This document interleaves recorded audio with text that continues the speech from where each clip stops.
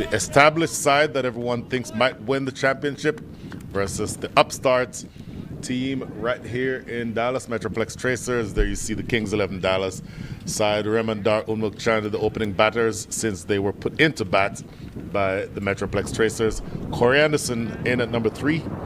Obas Pinar, Ali Sheikh, Sahib Malhotra, Surya Narayanan, Adam Khan, Sanchit Sandhu, Amshi De Silva, and Rishabh Simpi make up the rest of the team for the Kings 11 Dallas side. A very strong side, and as I might have, if you heard me yesterday, they are such a strong side that there's several of their luminaries who are now playing in the Caribbean Premier League.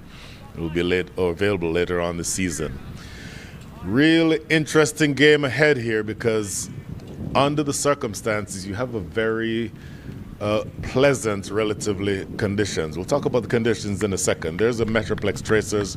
Saw that brilliant partnership from Ansh Boje and Joshua Trump yesterday match.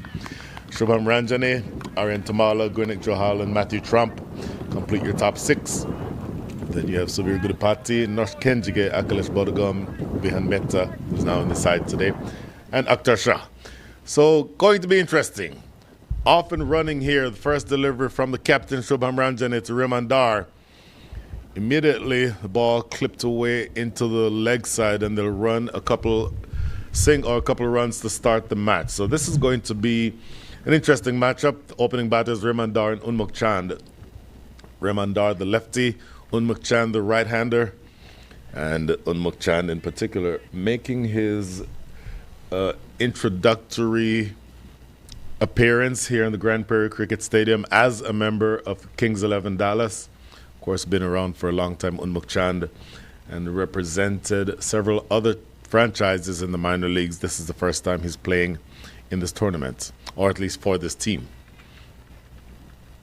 2 delivers in. You have 3 runs on the board. I think you'll see a positive start without being too reckless. This team bats well. They bat deep.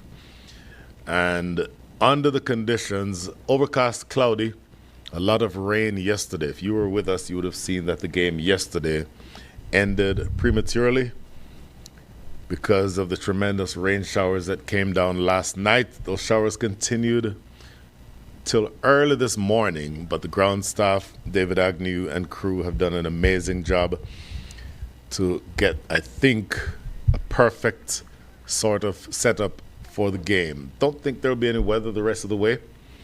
And on the conditions, maybe the outfield, deep in the outfield, like towards the ropes, a little bit damp, but everything else I think is ideal. Because of the overcast conditions, that's probably why you choose to bowl first, Shubham Ranjani. But I don't think the conditions will make a huge difference. And we'll say, keep an eye on how that goes as we get through the rest of this match. Unmukchand off the mark, just dropping that one down to deep third. You have deep third in position. You have a deep backward square leg in position for Unmukchand. Now with the left-hander on strike, the field changes there. I guess the same 2 fielders in the deep, except that deep third now becomes deep fine leg, and deep fine leg becomes deep third. Obviously, you have the left-hander and the right-hander, so those fielding positions switch for that reason. 2 balls remaining in over number 1. Tapped into the leg side. Should be 2 runs if they sprint. They come back for that second run. That is good running. And I think you've seen evidence already that this pair is looking to sort of keep the ball moving, if you will. Just making sure that when the opportunities for runs present themselves, you take them. There's big hitting all the way down the lineup. Corey Anderson. Every time I speak about Corey Anderson, I'm reminded of when he demolished the West Indies in a 50-over match, probably some 12 or so years ago now. At the time, the fastest 100 scored in ODI cricket. I think that's been eclipsed. That has crashed into the offside, no run. So Corey Anderson is officially set to come in at 3. We'll see if they keep that same schedule. End of over number 1. Fast start, 7 without loss.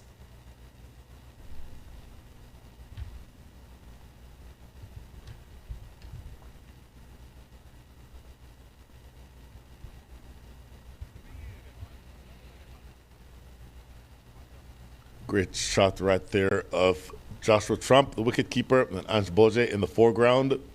You'll see those two later on, and they will be opening the batting, you would think.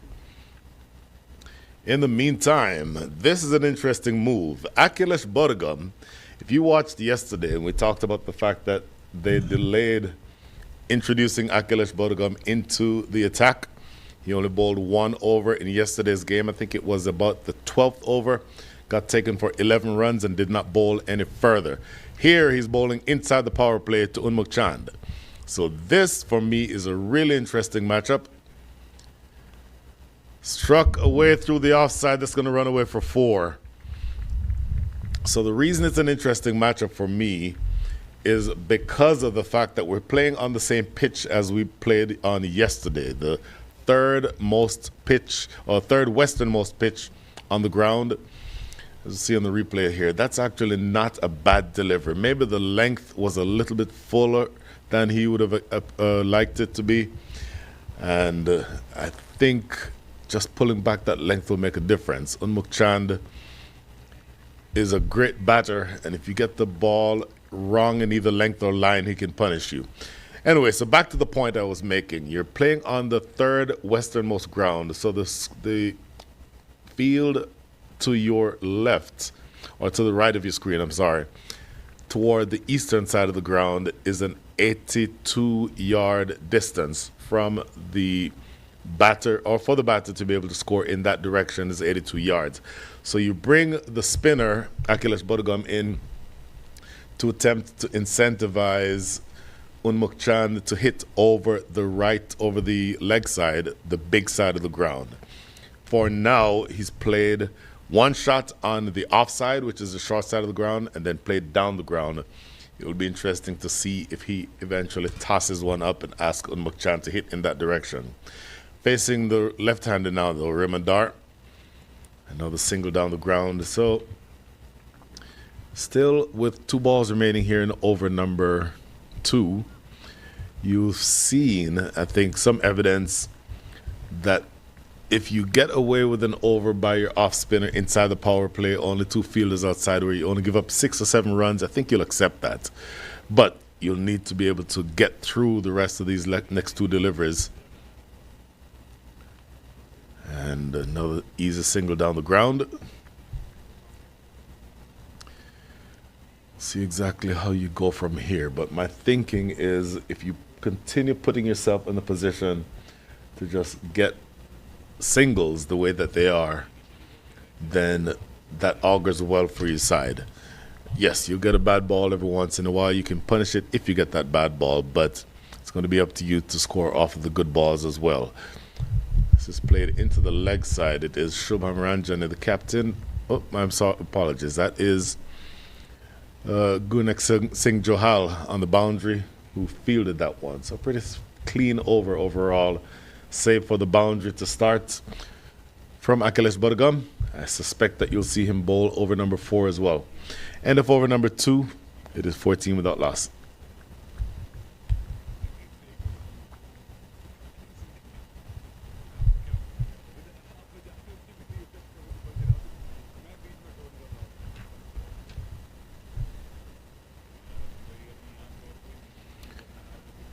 Did not mention the 2 umpires who were working today. The umpire who is the standing umpire, in other words, the umpire who is currently in with his back to you is Samir Bandekar. Umpire currently at square leg is Karthik Nachimutu.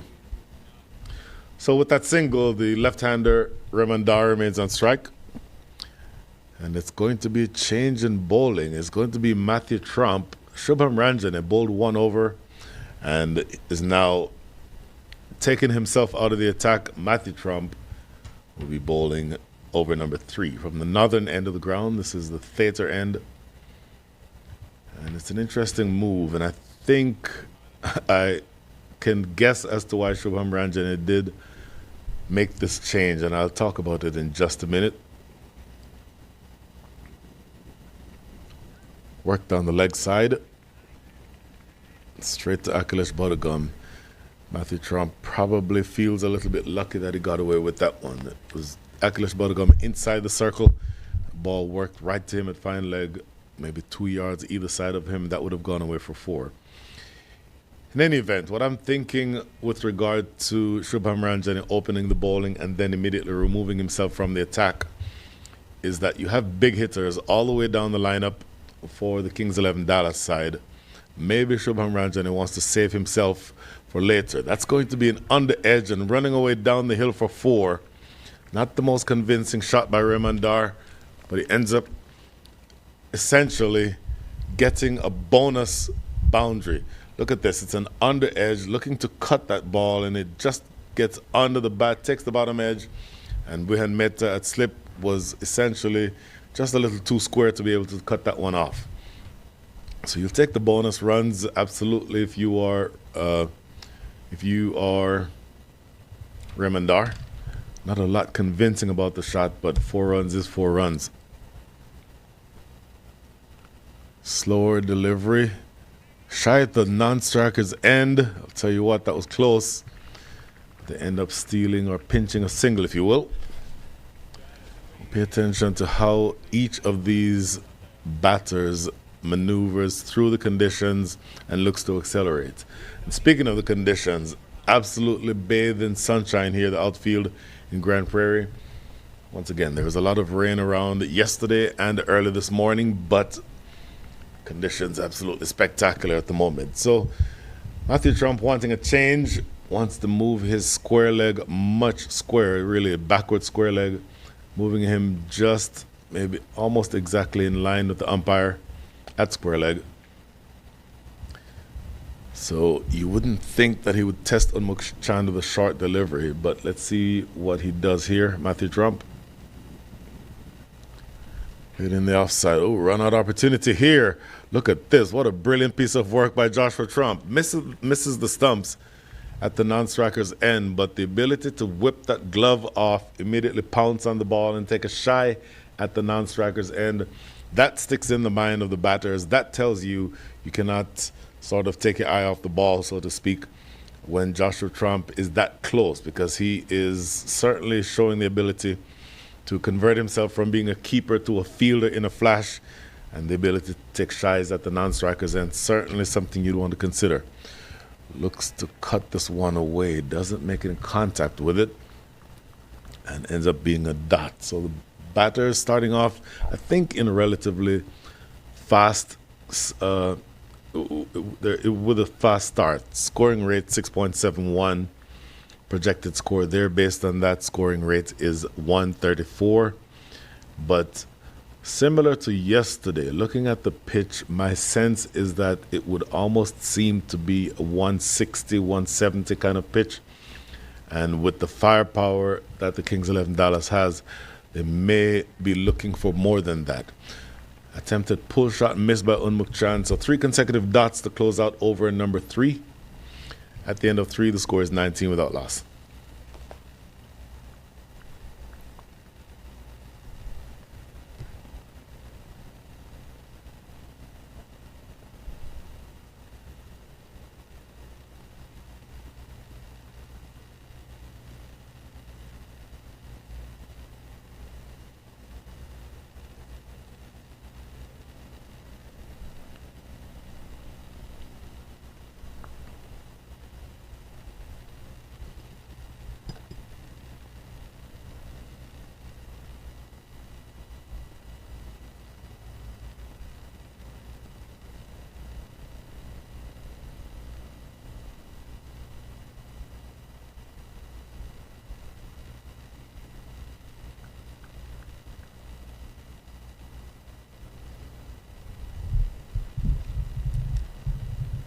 So 3 overs in the books, 19 without loss. Akhilesh Badagam to bowl over number 4.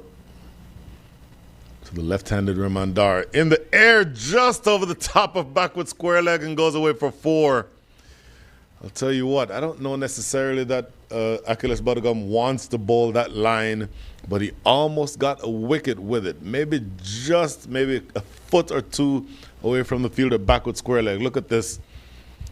Just there, diving to his left and not able to corral that. But while you want the ball to be more on the off stump For me, that almost was a wicket, but he does start consecutive overs with the boundary here, Akhilesh Bodagam, and that is more authoritative.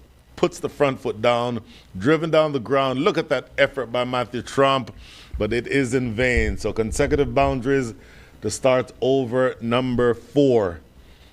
And just off of camera, I happen to note that it is a lot of fans streaming in, and that reminds me, and I would be remiss if I didn't mention it, there is no cost to attend these games. You're at a world-class stadium, and save for maybe the need to bring something to eat or to drink, this is a perfect day to be out watching cricket.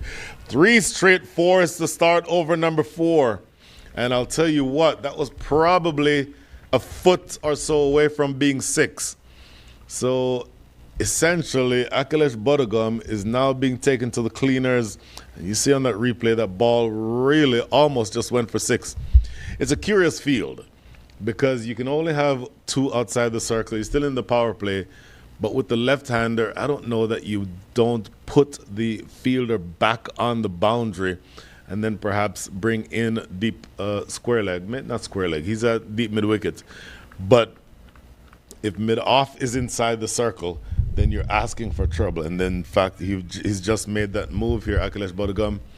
He's dropped Vihan Mehta back onto that long-on area where that third of 3 consecutive fours just went. So a much more, I think, defensive field. Lofted down in front of the fielder, in fact, clearing the fielder at mid-off. A couple more runs. So it's starting off with a bang here in this over. 14 from the first 4.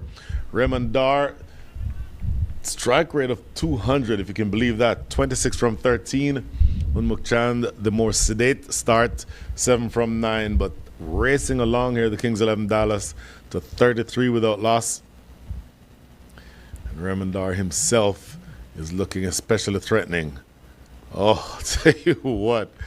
Wanted to move around in the crease a little bit to try to distract Akhilesh Bodagam. But that is the first dot ball in the over. A really fast start. Plenty of damage has already been done in the over, though. And the last ball coming up here in over number 4. Still 2 overs and 1 ball inside the power play, so they can do more damage here. Swept away. Oh, my goodness! Did he take that? I believe that was put down, but he saves 4 runs. And he middled that ball, the fielder at backward square leg, similar to the very first shot in the over. Middled and directly in that direction, the fielder diving away to his left. This time he gets a hand to it, but I think it spills out just when he hits the ground. Take a look at this again. Hammered, and that right there gets both hands to it.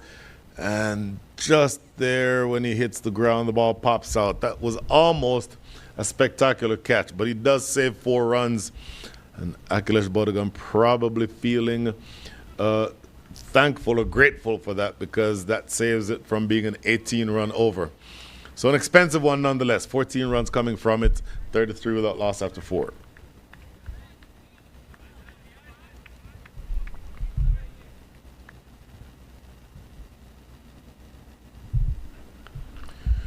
Oh, look at this. Unmukt Chand now joining the party. Matthew Trump into bowl his second over, and he middles this one over mid-on for his first 4. Unmukt Chand, look at this again. Really authoritative. If you've not seen Unmukt Chand bat before, he is stylish. He is as stylish as they come. Times the ball beautifully. And there's a certain amount of arrogance about the way that he played that shot. Matthew Trump probably will learn the lesson to not bowl at Unmukt Chand's pads, because he's absolutely destructive if you bowl there. Wants this ball to be outside the line of off stump. Appeal for leg before, run out opportunity. Not given. It's going to be a leg by. A signal from umpire Samir Bandekar. Let's take a look at this again. Unmukt Chand walking all the way across. And this for me is bouncing very high, bouncing clearly over the top of the stumps. That exaggerated movement by Unmukt Chand across the crease looking to access the leg side. And you understand why he'd want to do that, because that's the shorter side of the ground. Talked about that earlier. The hit on the western side of the ground is 63 yards, as opposed to 82 yards on the eastern side. So if you're Unmuk Chan, the right-handed batter, you want to hit in that direction because it's a shorter side. So we'll see how that progresses, or that develops as we progress through the day. Raymond Dar back on strike now. And you're off to a relatively quick start. Gotten yourself in a really good position here for Kings 11 Dallas. Currently scoring at the rate of 8.44 runs and over. There you see on the bottom of your screen. The projected score based on that scoring rate is 169. For me, looking at the pitch ahead of time, I was thinking 160, 170 is probably a fair estimate. But it comes down to the firepower of this team. And speaking of firepower, look at Remandar. A bit of maybe arrogance about that shot. Just planting the front foot and blasting it over long on for yet another boundary. So with 2 balls remaining here in over number 5. Look at this. Actually coming down the track to meet that one and going cross-batted style over the top of mid-on. You're at 42 runs already with 1 ball, make that 2 balls remaining inside over number 5. So off to a tremendously fast start. And if you are the MetroPlex Tracers, you may start thinking that you're in some trouble here.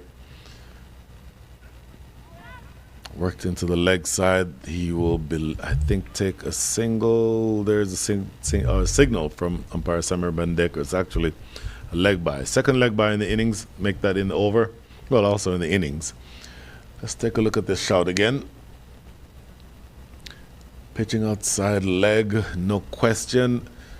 For me, if the ball, not for me, the regulation is that if the ball is pitching outside the line of leg stump, then it cannot be given out LBW. So that was the reason umpire Samir Bandekar denied that appeal. Last ball over number 5 on Mukchan. Really soft hands, just dropping it into the offside. A single is right there anytime you want it. 11 runs coming from that over number 4. Make that over number 5. 14 coming from over number 4.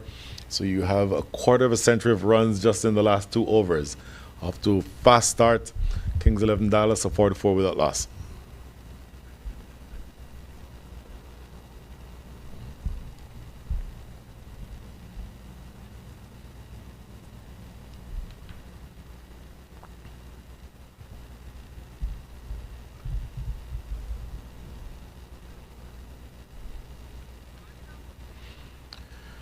So going along here at the rate of 8.8 and over. And you keep seeing that run rate increase. 1 ball remaining inside the power play. 1 over remaining inside the power play.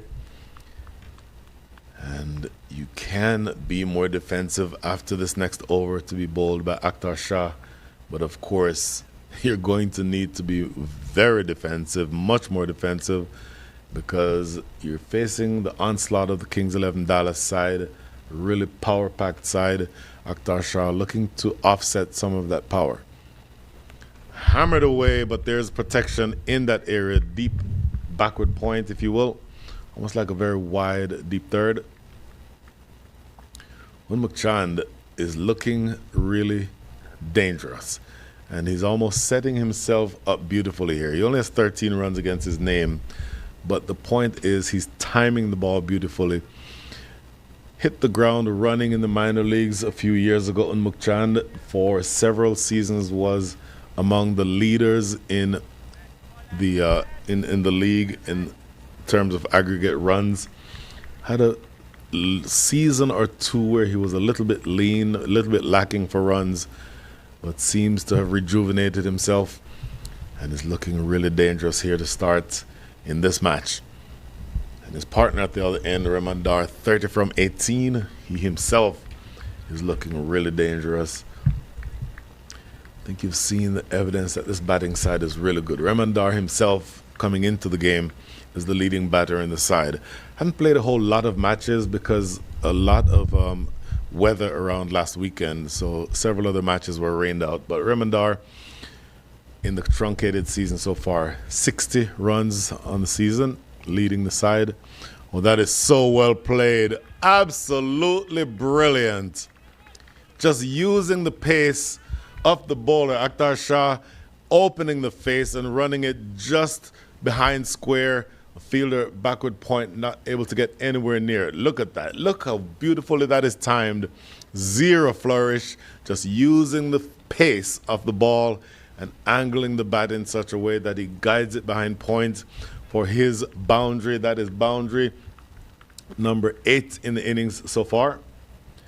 And Remandar himself has raced up now to 34 from 17, make that 34 from 19. You still have 4 delivers remaining inside the power play. And a change is made now, deep third back into position. Really not sure with a pace bowler of his magnitude or his abilities. Not sure why his deep third was not back on the circle in the first place or on the boundary. So you get a single here. You look for ways that you're going to eliminate the scoring opportunities for the Kings 11 Dallas side. I think one of the main ones would be if you're a pace bowler. If you have that type of pace, then a good batter like Remandar can just use the pace and cash in. And so it's to your advantage to be a little bit more defensive there. I think the change being made to drop deep third back on the ropes is a good one. Bowling to Unmuk Chan now. Full toss. He gets 4. Watch the umpire here, Samir Bandekar. And it goes for 4, and the signal from Samir Bandekar is that it was not above waist height. So the question there to be asked is if it's a full toss and it gets to the batter above waist height, which is an illegal delivery, it would have been a no ball. And Drew, look at that ball dipping, I think, as it got to Unmuk Chand. Still able to get bat on it. It goes away for 4. But it could have been a lot worse. Had that been a no ball, obviously, the next delivery would have been a free hit. As it is, it's just 4 runs. But again, another fast start. That the 50 is up, by the way. 54 runs with 2 balls remaining in the power play. Looks to go through the offside here. Unmuk Chan misses out. Really, Akhtar Shah is bowling well. He's bowling with pace. And if you beat Unmuk Chan for pace, then you're certainly doing something that is worth talking about. Now, how do you close the over? What do you do to make sure that this next delivery stays inside the park? And then that puts you in the position where you can be a lot more defensive with the power play over having been completed. Then you can have as many as 5 fielders outside the circle. That would help to cut the runs down. But you need to close this over out strongly, though. Last ball, over number 6. Looks to slash again, almost an instant replay, misses out. So closes strongly. Even though he gave up 10 runs in the over, he'll be satisfied with the last 2 deliveries, Akhtar Shah. But still, points go to the Kings 11 Dallas at the end of the power play. The score is 54 without loss.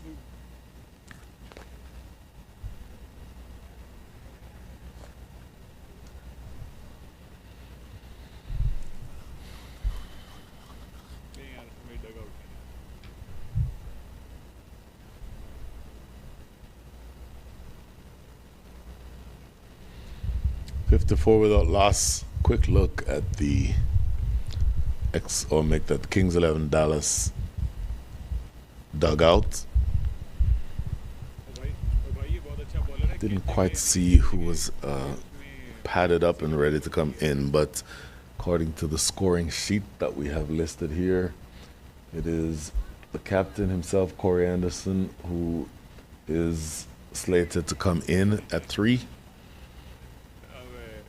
Obus Pinar, whose name I did not call earlier, but is another luminary who has now made the Kings 11 Dallas team his own. He is slated to come in 4, or at 4. Corey Anderson is a lefty. Obus Pinar is a righty. My sense, without having discussed this with anyone, is that whether Corey Anderson comes in first comes in at number 3 or at number 4 may depend on which batter was dismissed, because you'd want to maintain the left-hand right-hand combination. So if Unmuk Chand is dismissed, I would think that it would make more sense to bring Obispinar in to keep the left-right combination. Similarly, if it's Remandar who's been dismissed, then I would expect that it would be Corey Anderson. But Nosh Kenjige into the attack, hammered away down to backward square. That is Ansh Bolje, and he does well to keep it to a single. So for Nosh Kenjige bowling from this end, the northern end of the ground, when he's bowling to the left-hander Remandar would be hitting to the big side of the ground, which is why probably you bring him on from that direction. Now, with him now bowling to Unmuk Chand as a right-hander, if he pulls the ball here on his leg side to the right side of the screen, that is the short side of the ground. So it's going to be so important for for Nosh Kenjige to keep that ball outside the line of off stump. You do not want to be too straight to Unmuk Chand because it's an easy hit over that square leg area on the leg side for 6. So a couple of singles to start here. Quiet over underway for the experienced Nosh Kenjige. Full toss, I'll tell you what, tries to tickle it around the corner and it will go for 4. Let's see whether or not that hit anything. No, it did not hit anything. So it goes for 5 wides. That absolutely is going to hurt. Look at this again. Tossed up, and I'll tell you what, it's not far away from that leg stump. And in theory, you could potentially have seen him bowled behind his back there, Remandar. As it is, it misses the stumps and also misses Joshua Trump's gloves. So it goes all the way for 5 wides. Tossed up and again played into the leg side, an easy single this time. So 3 legal delivers bowled in the over so far and 3 singles, but those 5 wides is what's making this over look relatively expensive. It certainly is expensive with 3 balls still to come, 8 runs having been conceded. Watch Unmuk Chand here because you saw him earlier walk across his stumps to access the leg side. I'm interested in seeing if he does anything along those lines. I think Nosh Kenjige doing the right thing to keep the ball outside the line of off stump here. That's a dot ball to backward square. And your options now become very limited if you don't get the ball in the right areas. Unmuk Chand with a huge stride forward, wanting to go big, but then checks the shot at the last second. So a couple of dot balls. Once again, take away the 5 wides, and this is a very good over. Just 3 runs from 5 legal deliveries. The 1 illegal delivery went for 5 runs. And hammered into the gap for 4. That's the area we mentioned. If it is too straight, Unmuk Chand will punish you. And I don't know that this one was necessarily too straight, but he does reach across and get that ball into the gap on the leg side. We'll see a good look here. Unmuk Chand, actually, it was on off stump. So in theory, it's a bit of a risky shot because you're playing across a ball that's on the stumps. But doesn't matter if you get 4 runs for it. And it came off the middle of the bat. Fast start continues here for Kings 11 Dallas. 7 overs in the books, 66 without loss.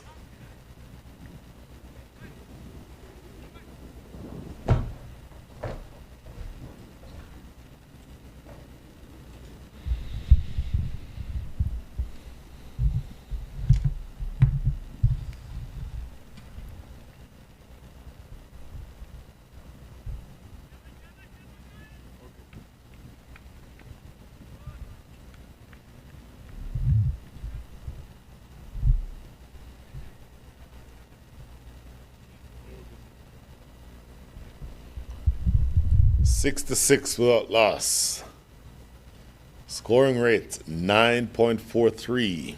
Projected score 189.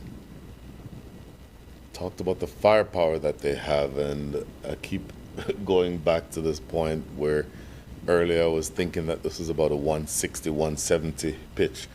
But with this fast start, number 1 scoring at the rate of 9.4 runs and over, and then number 2 into over number 8 where you do not yet have the wickets lost, you are setting yourself up for a tremendous score here if you're able to maintain it. In other words, maintain the same scoring rate, or with the firepower that you have, maybe you look to accelerate past that scoring rate. Aaron Tamala, the new bowler, in to see whether or not he can help calm things down, bring them back to earth. Unmuchand with the ball turning into him from the right-hander. We'll be looking toward the big side of the field if he plays an aggressive shot to his leg side. And so he'll know that if you feel that you can clear the ball, in other words, you feel that you can middle it, then Unmuchand is obviously strong enough to clear an 82-yard boundary. But if it's not quite there for the hit, then the best thing to do would be to keep it on the ground. Oh, looking to delay that cut shot to get that ball behind the square. Ends up playing and missing Unmuchand. So good start here from Aryan Tamala.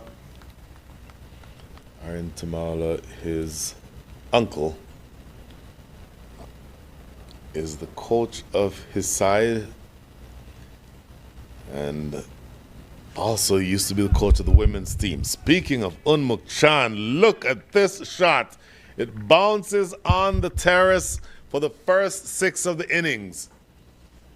And as I mentioned, if it is there and you feel that you can clear it, then you absolutely go for it. Unmuchand certainly strong enough to be able to do that. But he did hit this one straight. Look where this goes over long on. So the big side of the ground is to the eastern side. In other words, all the way right now as you look at your screen to the right. But straight down the ground is a much shorter hit, 69 yards as opposed to 82. And so Unmuchand absolutely launching into that one and getting 6. Unfortunately, we have a delay because if you heard us yesterday, this field is constructed, or the stadium is constructed in such a way that the terrace, which is where that ball landed, is just maybe 10 or so yards away from a fence. Fence is about, I don't know, I'd guess 10 feet tall. But if the ball leaves the bat and then bounces on the terrace, a concrete terrace, then it certainly, most often, or more often than not, it will bounce over that fence. And it has bounced over the fence and into the parking lot. And that, of course, requires a replacement ball. So a couple of dots after a single from Aryan Tamala, but I will tell you that once Unmuchand plays that shot, and he's now up to 28 from 23, then that has put you in the position where you're now definitely on the back foot. I'm not quite sure what the discussion is about here. Both umpires having a chat. Don't know if it's about the condition of the replacement ball. Maybe just to give you a sense of what that conversation is like. And I'm completely guessing, obviously. But in any way possible, if you're playing a cricket match and a ball is lost, if it's possible to get the same ball back, the exact same ball, you use it. If you need to replace the ball, in this case, it has been knocked out of the stadium, probably rolling down the down towards the highway at this point. But if you are not able to retrieve the exact ball, then you have to replace the ball that was lost with a ball that is most identical in terms of overall wear, in terms of newness, in terms of overall condition to the ball that was lost. And there you see third umpire Vishnu Pillai coming out with about 10 different balls so that the umpires can go through and choose one that they think is most like the one that was lost. My sense is that's what the discussion was about, and really taking a much longer time than you would hope. And for the moment, the outfield bathed in sunshine, but just don't want the game to be unnecessarily delayed, and they're still chatting about it. So we'll see exactly what their discussions yield. That is Captain Shubham Ranjane, number 26, with his back to the camera now, just having a chat with the umpires. Yep, this is the one I want to use. Yep, this is the one that is most like the one that was lost. I think that we've solved our issue now, and we may just be ready to resume.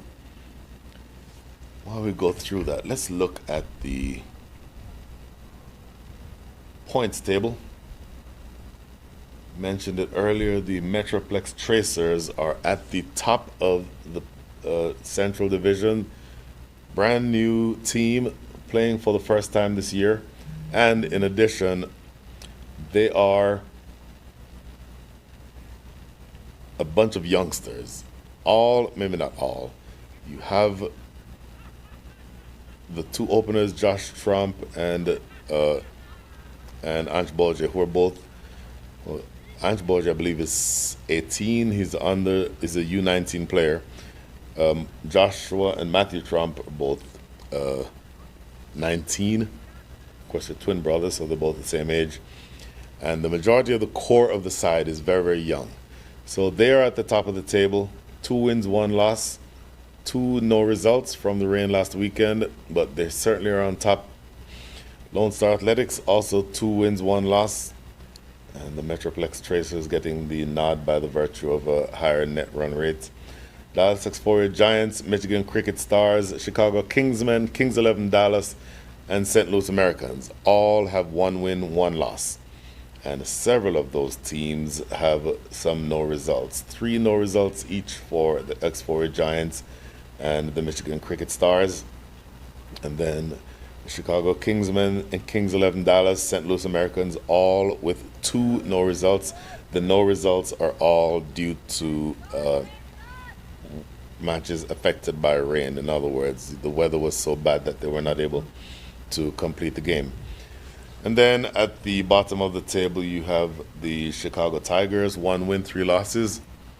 And I think that you'll find that even with the games having been lost to weather, you've had the opportunity, I think, to put yourselves back in a good position here. Just taking a look at the few of the highlights so far. It's a fast start continuing with this pair. 7-3 without loss is your score. Joshua Trump behind the stumps there is looking to exhort his teammates. I think we do have the right ball situated here. And now ready to go again. Aryan Tamala bowling to Unmuk Chand. Played into the offside, should just be a single. So, talking about the fast start, essentially at this stage, your exact run rate gets you to 189. And with 10 wickets in hand, only 7-3 balls to go, I would have to think that they'd be looking for something more around 9-10 runs and over. 10 runs and over gets you to 196. I think that feels more realistic. Reverse sweep, running away down the hill. Akhilesh Bodagam after it. Don't think he'll get there. Raymond Dar breaking out the fancy shot. Reverse sweep closes out over number 8. 12 runs coming from it. 7-8 without loss. Look at that reverse sweep. And he swept that ball from leg stump. So if you're playing a reverse sweep, it puts you in the position where you want to sort of get the ball coming outside the line of off stump. But he swept that reverse style from leg stump. That is not an easy shot. And it's the kind of day that Ramandar and Unmuk Chand are having. Ramandar now into the 40s. 42 from 24, 7 fours. Unmuk Chand 29 from 24 with 4 fours and a 6. And the fast start again continuing 7-8 without loss. Interesting. So Shubham Ranjane bringing himself back into the attack here to start over number 9. Earlier when I mentioned that I thought I understood why he took himself out of the attack after just 1 over. Probably for the reason that we're looking at right now. They're off to a fast start. Shubham Ranjane is a brilliant bowler. He's a major leaguer, first-class player, so he is the type of player who you'd want to be able to go to restrict the flow of runs. Now, it's always going to be almost balancing 2 different objectives, because one objective is that you want your best bowler to be bowling, but he only has 4 overs, the second of which is being bowled now. So you have to be very judicious as to where you use yourself here, Shubham Ranjane. A couple of singles to start here. And you're looking to see if you are the batting side, you know that that's the reason why Shubham Ranjane brought himself on. And so you put yourself in the position now by just saying, hey, look, we can tap this guy around, pick up 5 or so singles. He's used up 1 over. He only has 2 more remaining after this. And essentially you're trying to blunt the move that he initiated by bringing himself into the attack. And you get 2 more runs here. I'll tell you what, this is working out more so to the advantage of the batting side than the bowling side here, because yes, you've brought yourself on if you're Shubham Ranjane trying to get a wicket, but not only have you not gotten a wicket, you've now conceded 4 runs in 3 balls. And so your idea then is to be more judicious about how and when you use yourself, because you can't essentially put yourself in a position of not being effective. In other words, you have the opportunity to take a wicket. You bring yourself on as the premier strike bowler for that reason, looking to break this partnership. But if they tap the ball around and just get a handful of runs, even if it's a maiden, if you get through the over without any wickets, then you've used up a pretty important part of the attack. Long way of saying things are going the way of the batting side. Played into the offside here. They will get 2 easily, I would think. And in fact, they jogged that second run. Matthew Trump with a strong throwing arm. But not even he can get it there in time. Just 1 ball remaining here. Over number 9. Second one being bowled by Shubham Ranjane. And that start continues. Remandar 43 from 25. And Mukchand 34 from 28. So the strike rates from the other story. Ramandar's strike rate 172, Unmuk's 118. Looking to advance down the track, Unmukchand, and that's going to get through, just angling the bat and getting that one behind point for 4. 10 runs come from the second over bowled by Shubham Ranjane. And look at this, advancing down the track. Is that a beautiful piece of batting? Coming down the track, first of all, is not easy. And then just opening the face of the bat to run it behind square, and he gets 10 runs. Look to see whether or not Shubham Ranjane is going to bring himself back on to bowl his 3rd. I would have to think that he would keep himself back for the death, because this certainly can get worse. At the moment, 9.78 is the run rate. Score is 88 without loss.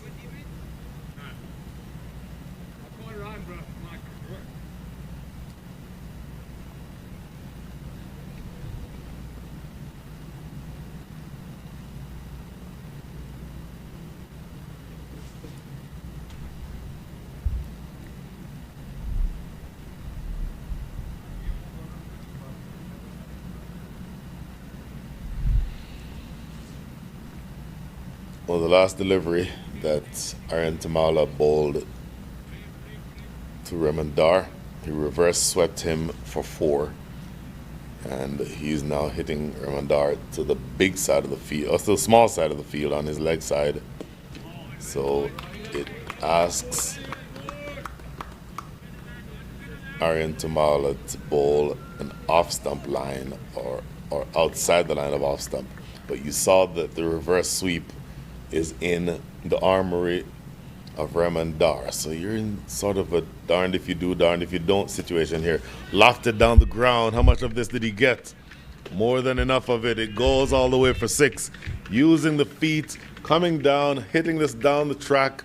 And I'll tell you, this lands maybe 5 or so yards beyond the ropes for the second 6 of the innings. The first being struck here by Remandar.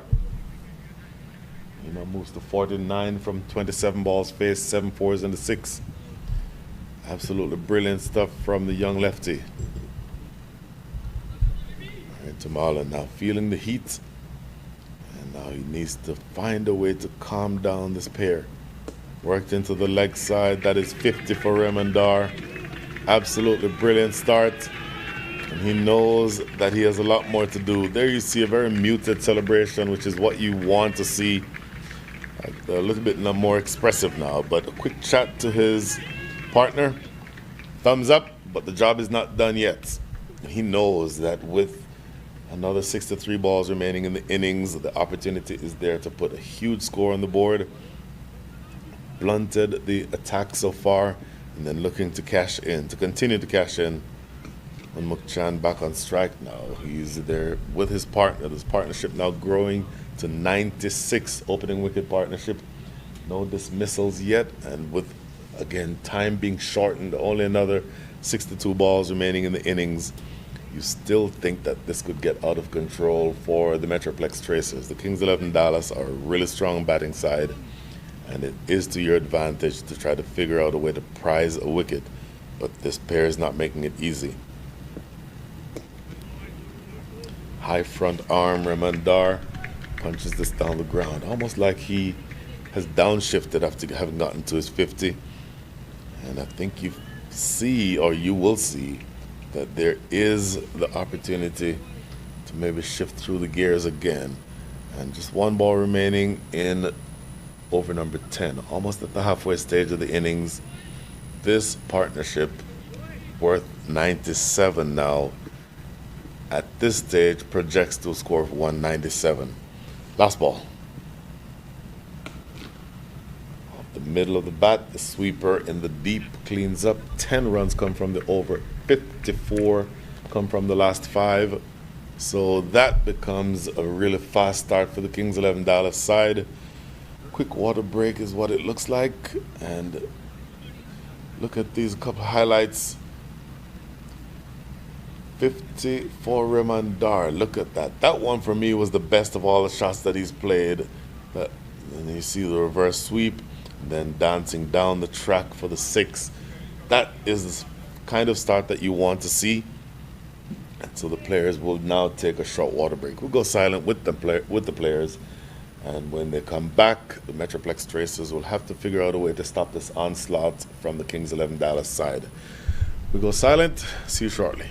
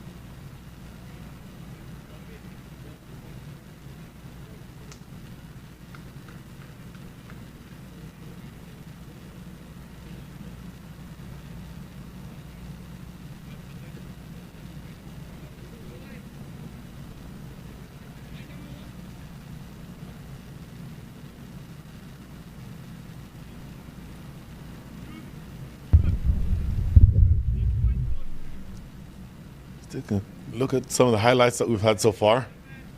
The bowlers have all been mistreated by this opening pair of Unmuk Chand and Ramandar. Partnership now worth 98. You're halfway through the innings, and I think that you're up to the situation where you'll see a lot of runs in a very short time, unless you can find a way to maybe prize out a wicket. And they're looking to do that now, bringing in Akhtar Shah, who's only bowled 1 over, bringing him in from the theatre end, the northern end of the ground, bowling to Unmuk Chand. Unmuk Chand on 40 from 31. This should be an interesting matchup. Akhtar Akhtar Shah is quick enough. Look at this. They pinch a single. That ball didn't ricochet more than 5 yards away from the non-striker's end, but good alert, game awareness, if you will, from Unmuk Chand, who gets the opportunity to get that single. Didn't think that was possible, but it sort of gives you a sense of how they've gone about constructing their innings. Not very much in terms of big hitting, just 2 sixes so far, but 12 fours, and then they've picked up a lot of singles in exactly the way that you just seen them do that just now. So you had 20 singles so far. Interestingly, 20 dot balls, which is a relatively low percentage. 34% of the balls have been dot balls because they're looking to score off of every delivery. In the air, did he give it away? Oh, nobody could get to it. It was just out of reach of Joshua Trump and the bowler himself, Akhtar Shah, looking to play the reverse sweep. Don't know whether or not that is necessary. First of all, if that comes off the middle of the bat, it probably flies straight to Aryan Tamala, a deep fine leg. Don't know whether that's necessary. In any event, maybe a slight delay, because I believe that, in fact, I'm not sure. I won't speculate as to what that was. But let's look at this replay again. It goes straight up in the air. Joshua Trump, the keeper, and Akhtar Shah himself on his follow-through, neither one able to get to it. In one sense, it was a loose shot, probably a rash shot. In the other sense, it placed it perfectly, just out of reach of both the keeper and the bowler. But if you have 99 runs on the board, 10 wickets in hand, 2 deliveries into over number 11, you might tell yourself that that becomes an unnecessary shot. Conventional shots have gotten you to within 1 run of 100 in this opening partnership. Like that, whipping it away in the deep. If you have that shot in your armory, you do not need to play sweep shots or reverse sweeps. 4 runs, now that brings up the 100. 103, 10.3 overs completed. So the last 57 balls of the innings coming up. My goodness, if what you're doing is working, you don't need to change anything. That would be, if I am the coach, that's what I'm saying to this batting side or this batting pair, because they've already gotten a 100-run partnership. And I will tell you this becomes something that you need to pay attention to now, because with this fast start, 190 would almost seem like the low end of where they could get with all 10 wickets in hand. 3 balls remaining here in over number 11. Short delivery. Oh, look at this. That ball had pace. Just almost fended that one, and it carried on 1 bounce down to Aryan Tamala at deep third. Look at this again. Whipping this away on the pads and goes all the way for 4. And I'll tell you what, it was a similar delivery in terms of line to the ball that he tried to reverse scoop. So to me, the lesson there is your conventional cricket is taking you where you need to get. Absolutely no need to do anything else. Unmuk Chand into the 40s, 41 from 32. Raymondar already got to 50, 56 from the same 32. With 2 balls remaining here in over number 11. Let's see how this plays out. Oh, Yorker length, and it gets through, and it gets down to Akhilesh Bodagam at deep third. He'll get a couple more runs. This pair really running between the wickets, beautiful. And I'll tell you what, Akhtar Shah has pace. Unmuk Chand is a top-class player. That was essentially a perfect Yorker, but he still managed to get runs off of it. So when you are bowling with the type of pace that Akhtar Shah is, and still being able to, or still being unable to prevent the flow of runs, then that gives you a sense of how difficult a hill the Metroplex Tracers have to climb here. Last ball coming up over number 5, make that over number 11. And now you see what Unmuk Chand can get done from this last delivery.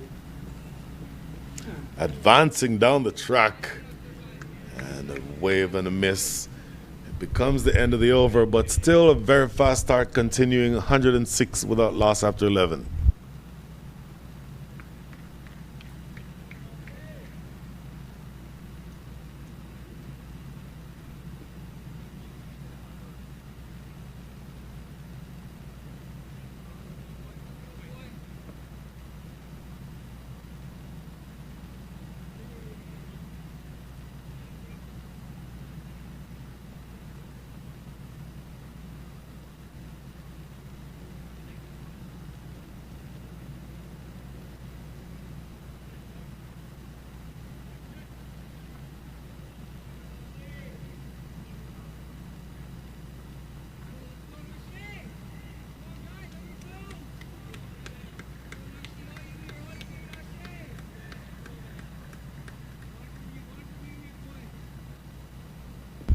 Nashkenjige back into the attack. 1 over bowled, 3 to come. And this is hammered. That is going to be fielded in the deep. Gwinnett Singh Johal, the fielder in that deep mid-wicket position. So, I'm telling you, you put yourself in the position here to be able to capitalize on any of the loose deliveries. But these batters are scoring off of the good deliveries. And so that, to me, adds up to trouble here for the bowling side. Nashkenjige, very experienced. Talked about his career yesterday, long-time servant of U.S. cricket. Unmukt Chand looking to maybe elevate that one, but checking the shot at the last second. You are now in a tricky situation. You're down to the last 52 balls in the innings. Oh, paddle around the corner. Can a deep backward square leg get there? He does. Good diving stop in the deep. But still another couple of runs. So what I was saying, for the moment, you've gotten yourself into a tricky position. But you can potentially, if you manage to find a way to break a wicket here, or to get a wicket to break this partnership, that can essentially put you back in the game. But things are getting out of control here. That won't help. Wide down the leg side. That is now wide number 6, coincidentally. But of the previous 5 were 1 delivery wide down the leg side that went away for 4. So 8 extras. Not a lot of extras in the game. Paddle around the corner again. Do they look for 2? This time they'll have to settle for 1. I believe that's Ansh Boje down at the boundary who cleans up. So down to the last 2. Bearing in mind the batting to come, Corey Anderson, former New Zealand luminary, one of a handful of men who's played cricket for 2 nations at the highest level, plays for the U.S., at least has been in the U.S. side as recently as the World Cup of last year. Looks to play the reverse sweep again. This time I believe it's just a bye signal there by umpire Karthik Nachimutu.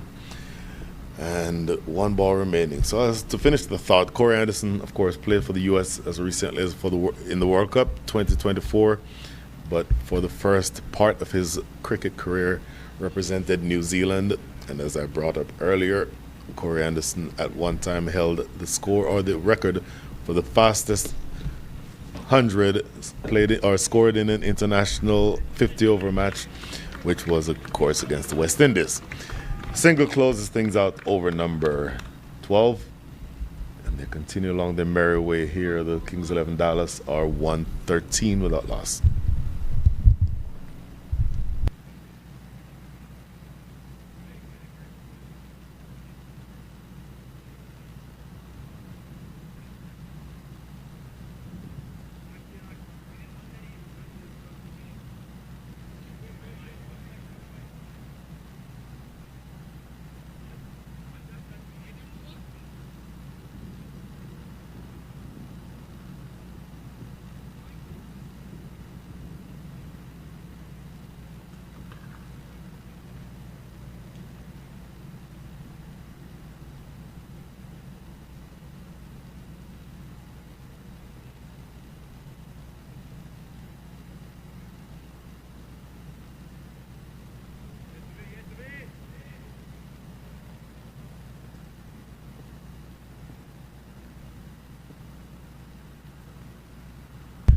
New bowler, Severe Gudipati. Unmukt Chand over the top of extra cover. 1 bounce to the big side of the ground for 4. So Severe Gudipati almost would feel like he's being thrown to the wolves here. He's a young man. Without knowing his exact age, I know he's comfortably under the age of 19 because he was in the Houston Youth Premier League not too long ago.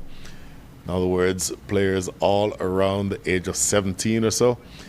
If I found out that he was around 17, I would not be surprised. But he's probably thrown in at the deep end. At least that's what he would think. First delivery from to Unmukt Chand.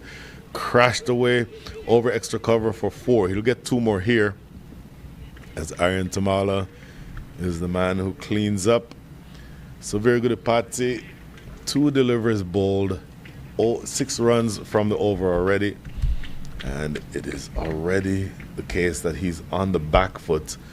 And by the way, we didn't acknowledge it when it came up. My apologies. That 4 over extra cover brought Unmukhchan to his 50. So he's now 53 from 40. And he's not done yet. Down the ground, huge hit. Oh, almost caught on the boundary, but it doesn't matter. It goes for 6 anyway. Great effort. It's a big, not necessarily the hugest hit. It's about 69 yards to that boundary, but a brilliant attempt. Not quite able to keep it from going over the rope. You see these players practice that type of scenario in practice, catching practice all the time. Not quite able to pull that one back. So 4, 2, and 6 for Suvir Gudipati here. Has some work to do to get back into the innings or into the over. Pulled into the deep. That might feel like, I think, a moral victory. That ball only going for that single to deep mid wicket. So really fast start continuing here. 4, 2, 6, and 1. So that is 13 runs from the first 4 balls of Suvir Gudipati's first over. Joshua Trump keeping up to the stumps for the young pacer. Bowling now to the left-hander, Remandar. Watch Remandar with the reverse sweep because the field is set in such a way that he might choose that option. Around the wicket to him. Banged into the leg side. That should just be 1. And the fast start continues. 127 runs as of now unbroken for the first wicket. And you're down to the last 4 to 3 balls of the innings. This absolutely could get worse. I don't know, as I said earlier, don't know for sure whether or not Corey Anderson would come in next. He is slated to be number 3, but I would think that it would depend on whether it's the lefty or the righty who gets out first. Crashed into the deep. Nice sliding stop. Coming back for the second run. And they get there easily. Another double. So 16 runs come from the first over, bowled by Suvir Gudipati. Again, thrown in at the deep end to a pair that is absolutely on the rampage. And it does not go the way that the young man would have wanted. End of over number 13, 129 without loss.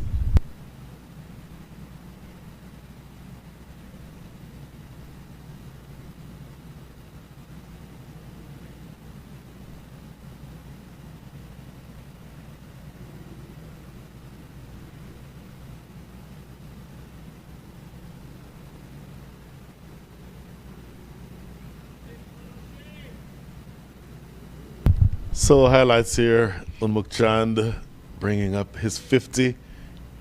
And you see just the beautiful, elegant stroke play from this young man, former India U19 captain.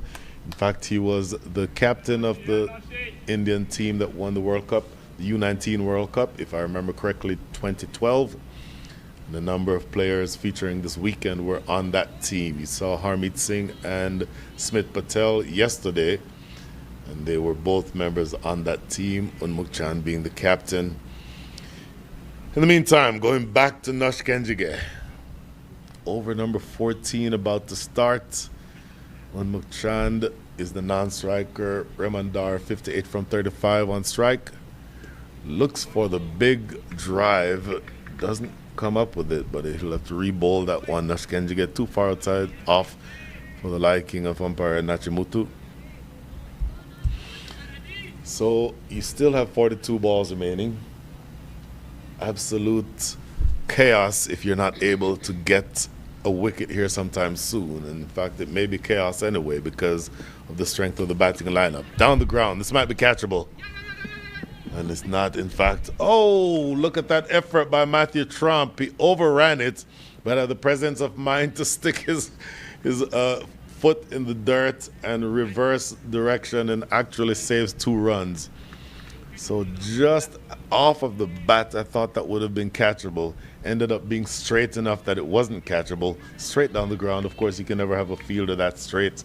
And there, Matthew Trump overruns it, but then does well enough to pull things back. Interesting.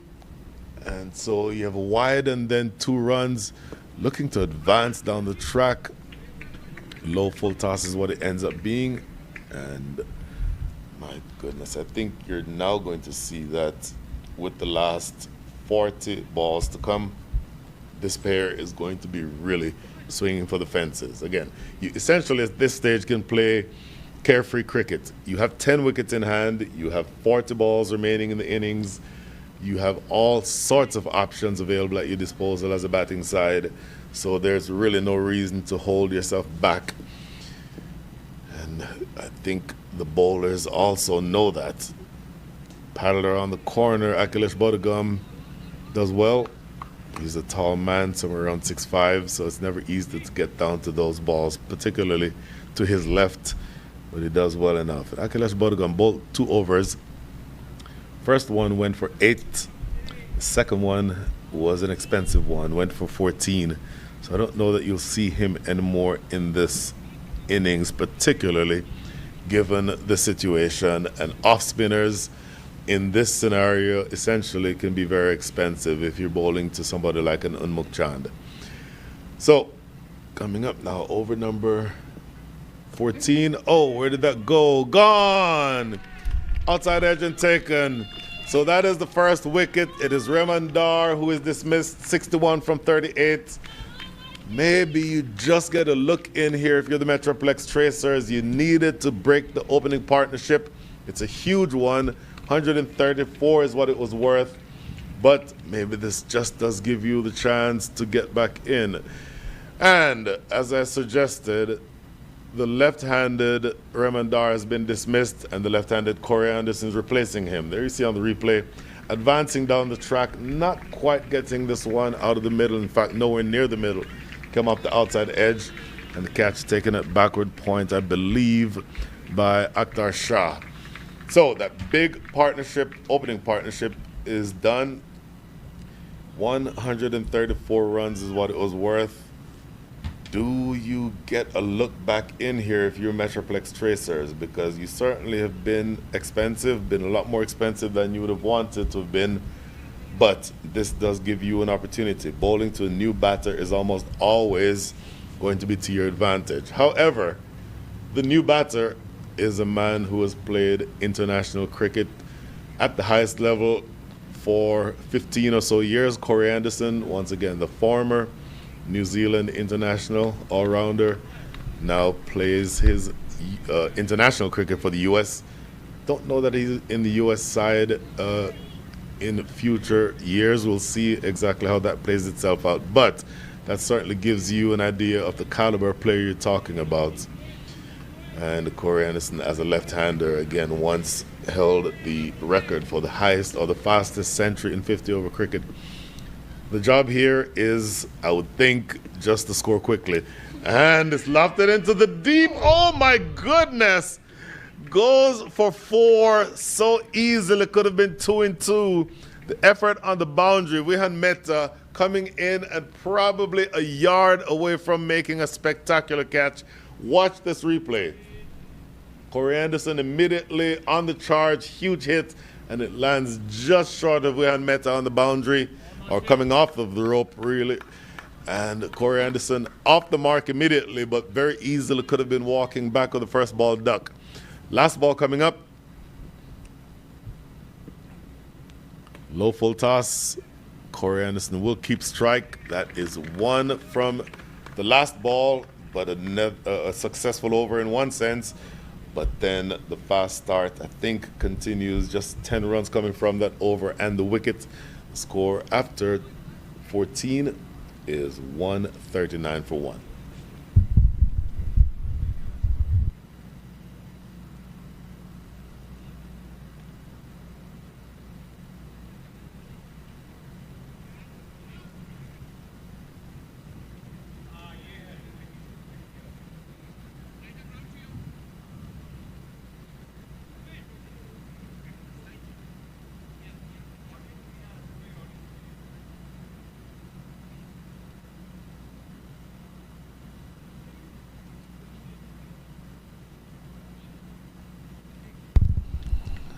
a crowd shot.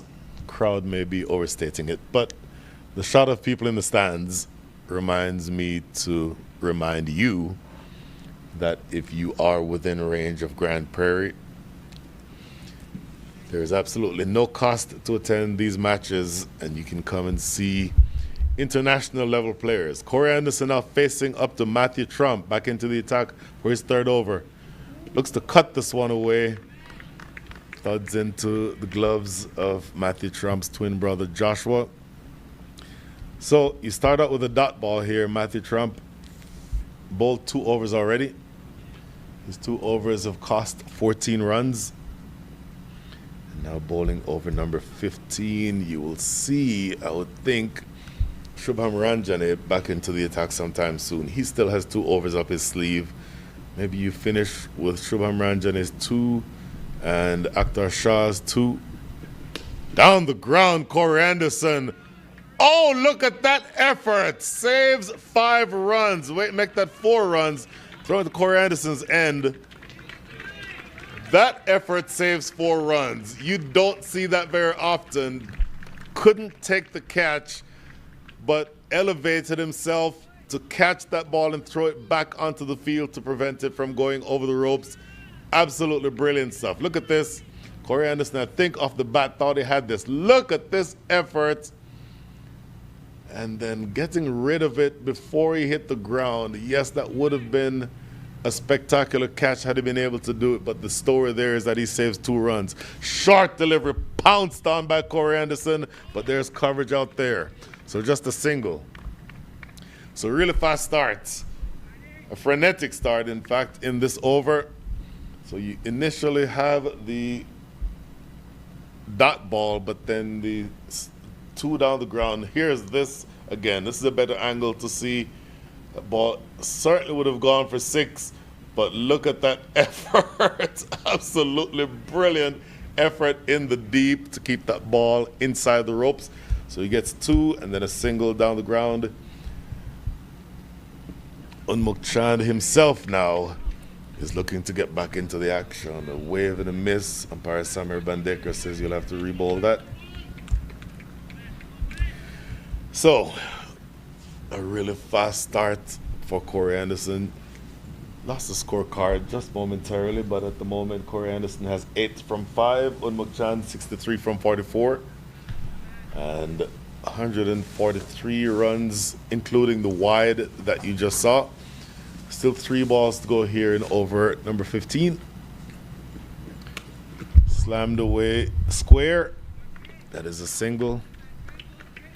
So the runs are piling up at a really frenetic rate. Let's see what you can get done from these last 2 balls. Interesting. In the distance, I believe that I see the captain, Shubham Ranjane, warming up. I suggested that he might be, or he is likely bowling himself out sometime soon.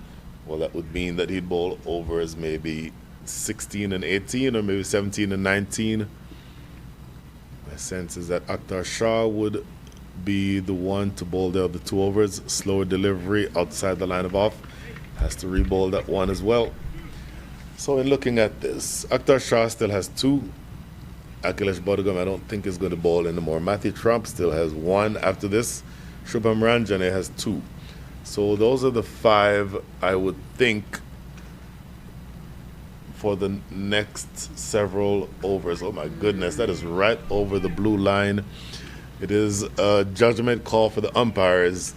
And Samir Bandekar, you know, that blue line is more a guideline than it is a hard and fast line. But the batter might feel hard done by, the bowler rather might feel hard done by, for that one having been adjudged as a wide. So a single down the ground, that puts you in the position here because that last delivery or the penultimate delivery was a wide. That would have been the end of the over, but this is an extra ball that is going to be bowled because of the fact that that ball was adjudged as a wide. So what happens on this last ball is going to be interesting. And by the way, absolute brilliant conditions now. Bright sunshine all the way around. Last ball over number 15. Played into the offside. They'll get 1 probably. I don't think Corey Anderson runs between the wickets as well as he did 10 or 15 years ago. 8 runs coming from the over. End of over number 15. Last 5 coming up 147 for 1.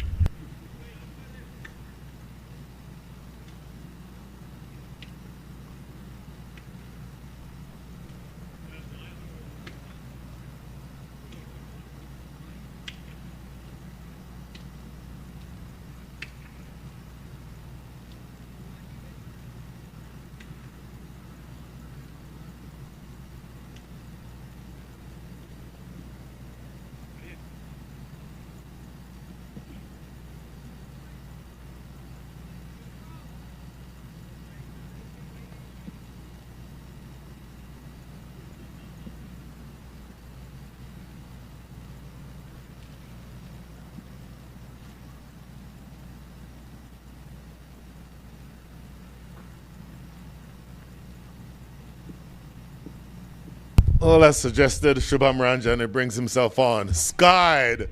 Who wants this? It's going to take some catching. Aryan Tamala. And he takes it. That is not an easy catch. That ball had icicles coming down on it. It went so high.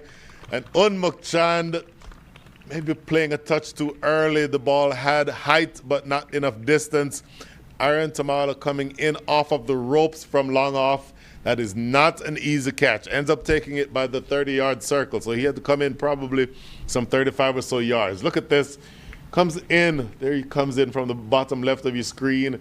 That is well judged. That, ladies and gentlemen, that is not an easy catch by any measure. And he'll be happy with that effort. Unmuk Chand, brilliant innings. But he's dismissed 65 from 46 with 6 fours and 2 sixes. But boy, they keep coming. Once you get rid of Unmuk Chand, all you have to do is face up to Oba Spinar. So Oba Spinar, excellent all-round cricketer. He's a left-arm orthodox bowler, but a right-handed batter. He can bat properly. He can bat as though he's batting in a test match, or he can hit the ground running. I would think that this situation here would dictate the latter approach. So Oba Spinar, if you saw him warming up, you'd probably think that he was a pace bowler, somewhere around 6'3", I would estimate, 6'3", 6'4". But he is an excellent batter, and that height and that reach that he has means that a delivery that is short of length for most batters is one that he can drive with his reach. So he can be very dangerous in these situations. Short ball on top of the bounce immediately and getting off the mark. So your scorecard maybe not quite updating to the extent that it needs to. Oh, there we are on the screen now. 148 runs to the good. And I will tell you that as of right now, you've lost a little bit of momentum if you're the Kings 11 Dallas. Still have tremendous firepower.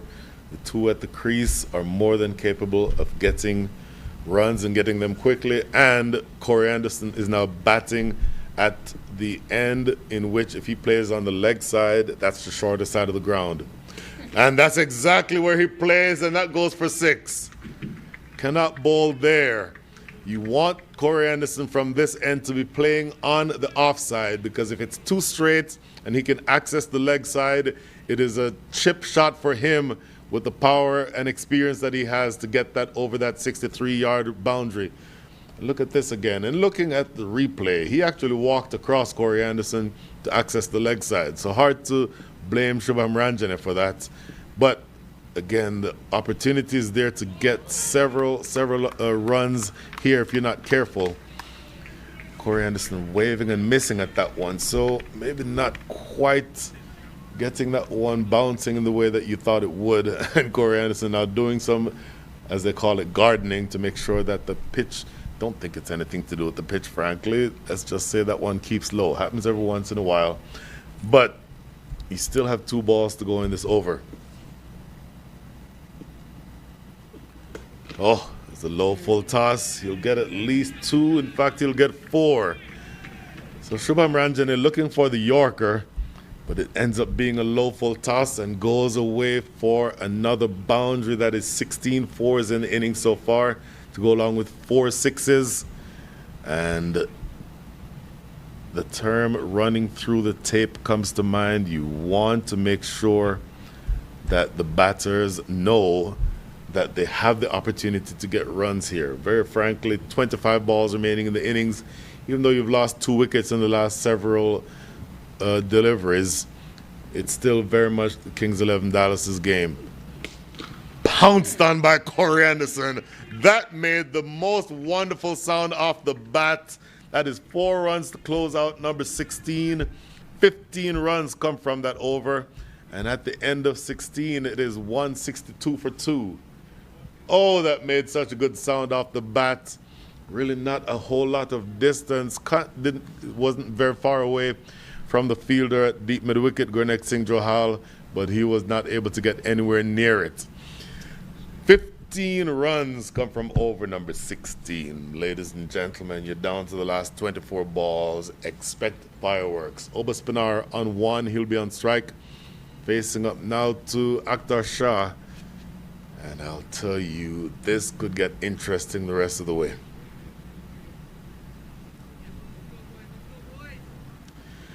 So,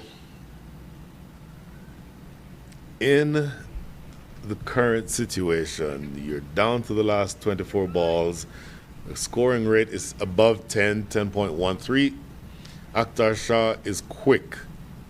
Akhtar Shah has shown really good pace, but he's facing a situation here where 2 batters have a head of steam.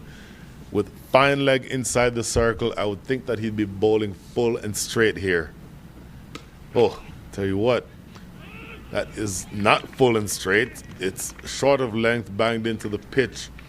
With that attempt, in fact, my apologies, there's a backward square leg in position who I failed to pick on or to see just now. So that would explain that length that he's bowling. But it's a curious field, a backward square leg and short fine leg both in position, and then a deep mid-wicket and a long on. So you have 4 fielders on the leg side and 5 on the off. But the fact that there's 4 fielders on the leg side, to me, may just suggest that he's going to be bowling at Obaspinar's body. But once again, this is on the leg side. To the right of your screen is the short side of the ground. So you don't want to get too straight.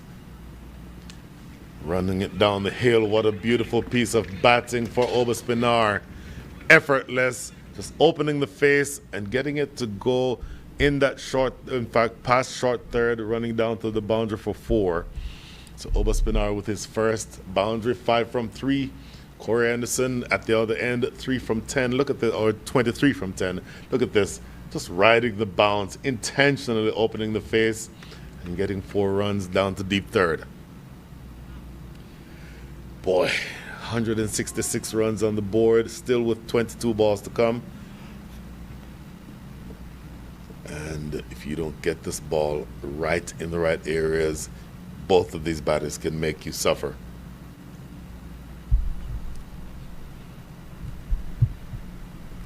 Short delivery. It's going to be in the air, taken by Aaron Tamala. Excellent. Well, the plan worked. You have 5 or 4 on the leg side, so you anticipated that it would be something directly at the body. And here he just, I think, beats Obaspinar for pace, which is not easy to do. Top edge, flying in the air, and Aaron Tamala running backwards. It is never easy running back and looking over your shoulder to take a catch. That is textbook. Absolutely brilliant from Aaron Tamala. A big wicket that. They've lost wickets in a few wickets in bunches here. 3 wickets down. Only 22, make that 21 balls remaining in the innings. But this may just bring you back into the game. 166 already on the board. But you do now have the imposing figure of Sahib Malhotra, who is coming into bat along with his captain Corey Anderson. And if the last name Malhotra sounds familiar, it's because his brother Jaskaran Malhotra is a former USA player. Jasker and Malhotra, for what it's worth, one of a handful of men who have hit 6 sixes in an international cricket match. So Sahib Malhotra will be probably looking to emulate his brother here. Don't know that he needs to hit 6 sixes, but I think for his purposes, he just wants to keep the scorecard ticking. Facing up to a very quick bowler here. For me, Akhtar Shah looks like the quickest bowler in this match that I've seen so far. And looking now to bowl to Sahib Malhotra. Play it down to backward point, no run.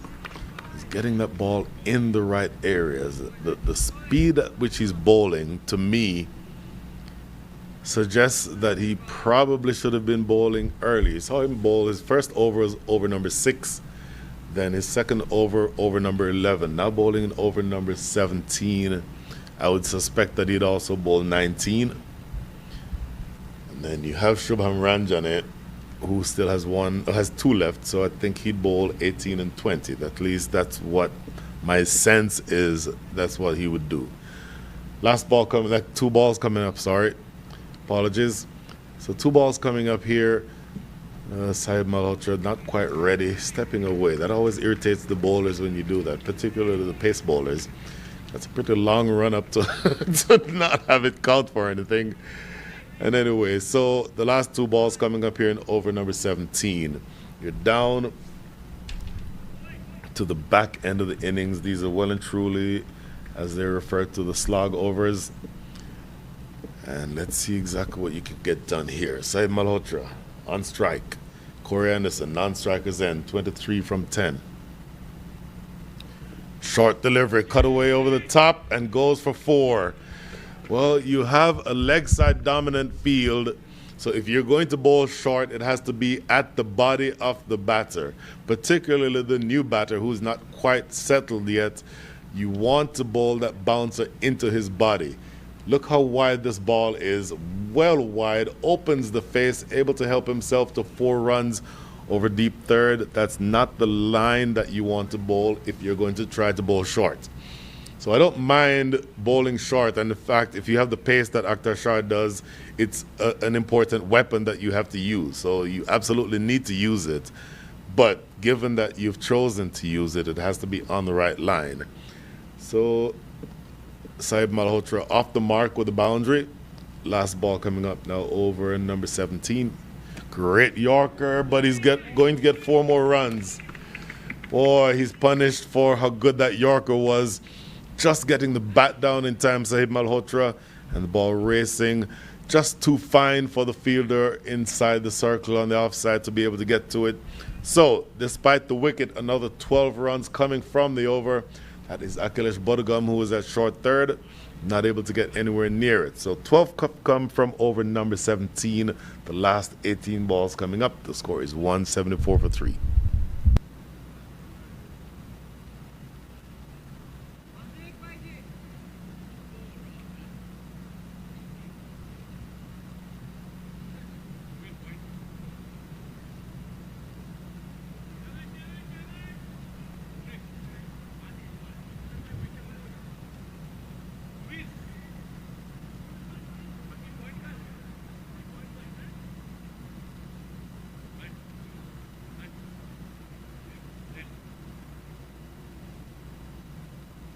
So in all the analysis that I was doing earlier, completely missed the fact that Shubham Ranjane has already bowled his 3rd over. So Akhtar Shah has bowled 3. Shubham Ranjane has bowled 3. Matthew Trump coming in now to bowl his 3rd over.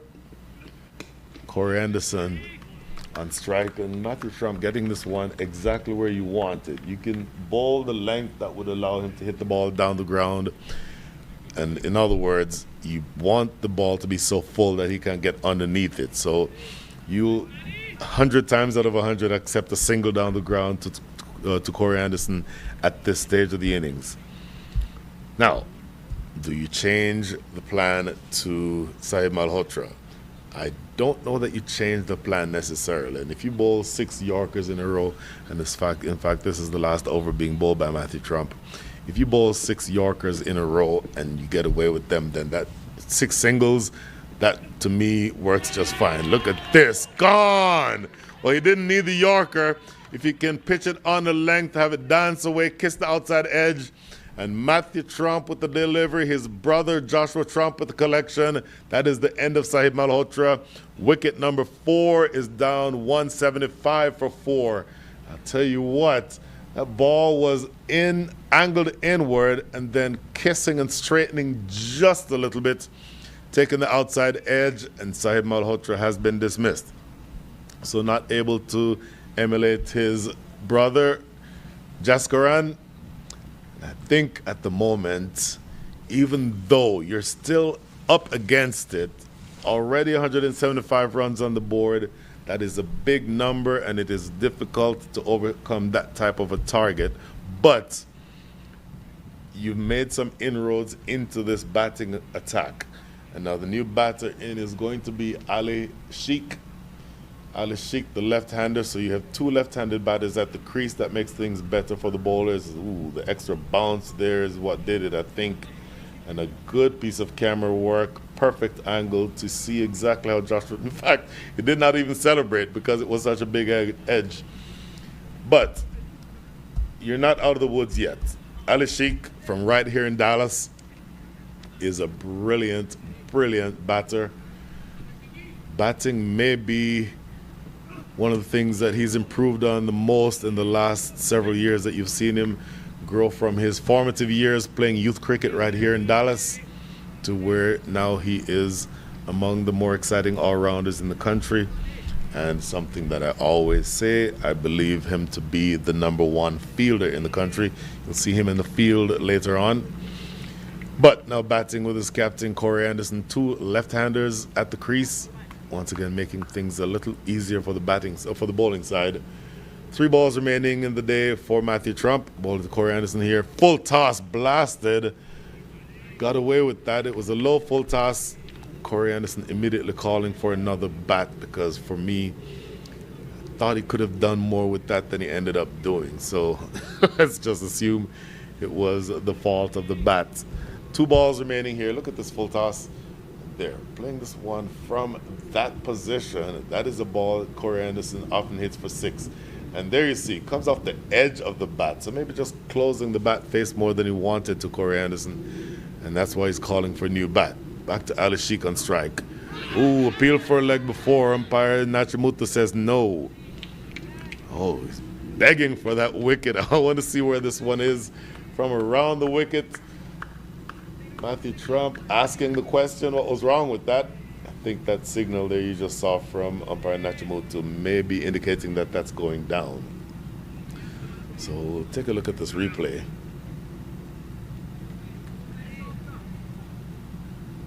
And ooh, this is very, very close. This is very close.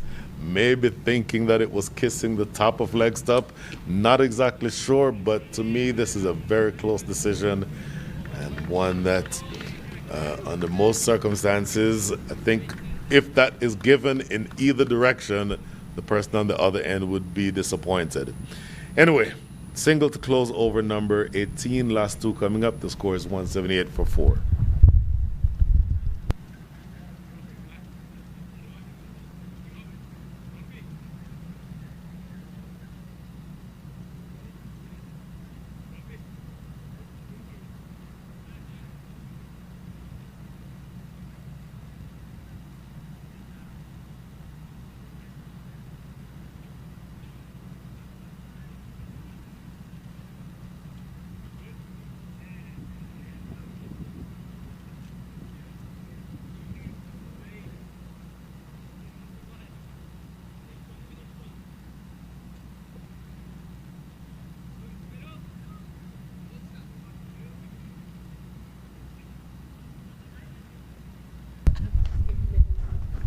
So, Kings 11 Dallas, there's a look at the scorecard. The run rate is just now under 10 for the first time in a long time, 9.89. Scoring card dominated by the partnership between Ramandar and Unmuk Chand to open the innings. Lost 4 wickets since then, though. And that last over by Matthew Trump only going for 4. So this is now Akhtar Shah back into the attack. whipped around the corner. There is protection out there, though. Anchboje keeps it to 1. Down to the last 11 balls. This is an interesting matchup. Corey Anderson against Akhtar Shah. Akhtar Shah bowling gas. And for me, again, the quickest bowler you've seen in this match. But Corey Anderson, who would have faced the quickest bowlers in the world when he played for New Zealand, would not in any way be intimidated by this. And look in that area, deep mid-wicket, there's a long on, a wide long on, and then almost a square leg. So there's a huge gap at mid-wicket. And no, tell you what, Corey Anderson tried to go in that direction, went nowhere near it. That is the pace that we're talking about. The inside edge takes the ball to fine leg when I believe he was trying to play to mid-wicket, but it's 4 runs none the same. And it says a lot about the pace with which Akhtar Shah is bowling. In fact, I said fine leg. My apologies. That actually went over to deep third. So it says a lot about the pace at which Akhtar Shah is bowling, that you have a player the caliber of Corey Anderson who is beaten that much for pace that the ball flies away probably 180 degrees away from where you intended it to go. But big picture, you still have 183 runs on the board, and you're still looking to face another 10 balls. Slower bouncer, that is well bowled. Boy, when you have the pace that Akhtar Shah does, if you take the pace off, then you get the batter playing early. Look at this. Corey Anderson, oh, that's the replay again on the top edge that goes for 4. And again, for me, he's looking to play that toward that big gap at mid-wicket. And the ball only going, again, 180 degrees away down to deep third. But that dot ball gets you to delivery number 3. What do you do with the remaining 3 balls? Oh, now that is where Corey Anderson wants it. In the slot and drilled over long on for 6. That is a brilliant strike. That is the first 6 that is struck by Corey Anderson. Make that the second 6 that he struck, and he holds the pose. Absolutely holding the pose on that one, because that is out of the screws. And I guess the new bat does in fact work.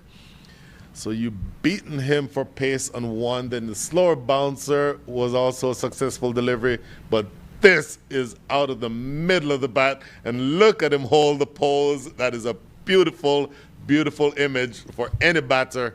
And still 2 balls to go here in over number 19. Last 8 balls in the innings.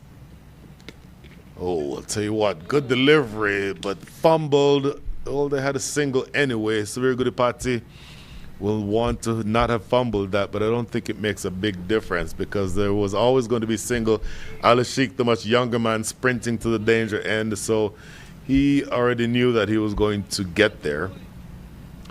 So essentially, at this stage, with this delivery coming up, Ali Sheikh is going to be one who, in my mind, knows that he can clear the ropes. He just needs to be able to do exactly that. 190 for 4. Last ball of over number 19. Slower bouncer, swing and a miss. That's a good delivery, but 12 runs already from the over. End of over number 19, 190 for 4.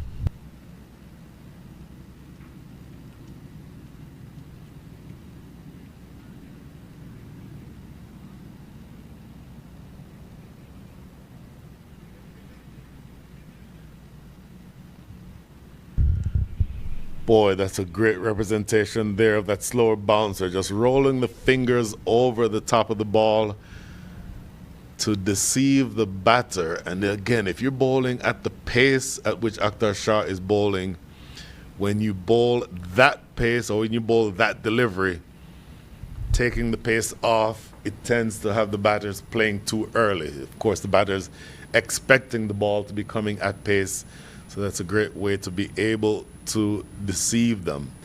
But even having bowled 2 deliveries in that over, pace off where the batters missed both of them, still gave up 12 runs in the over. So still an expensive over bowled by Akhtar Shah.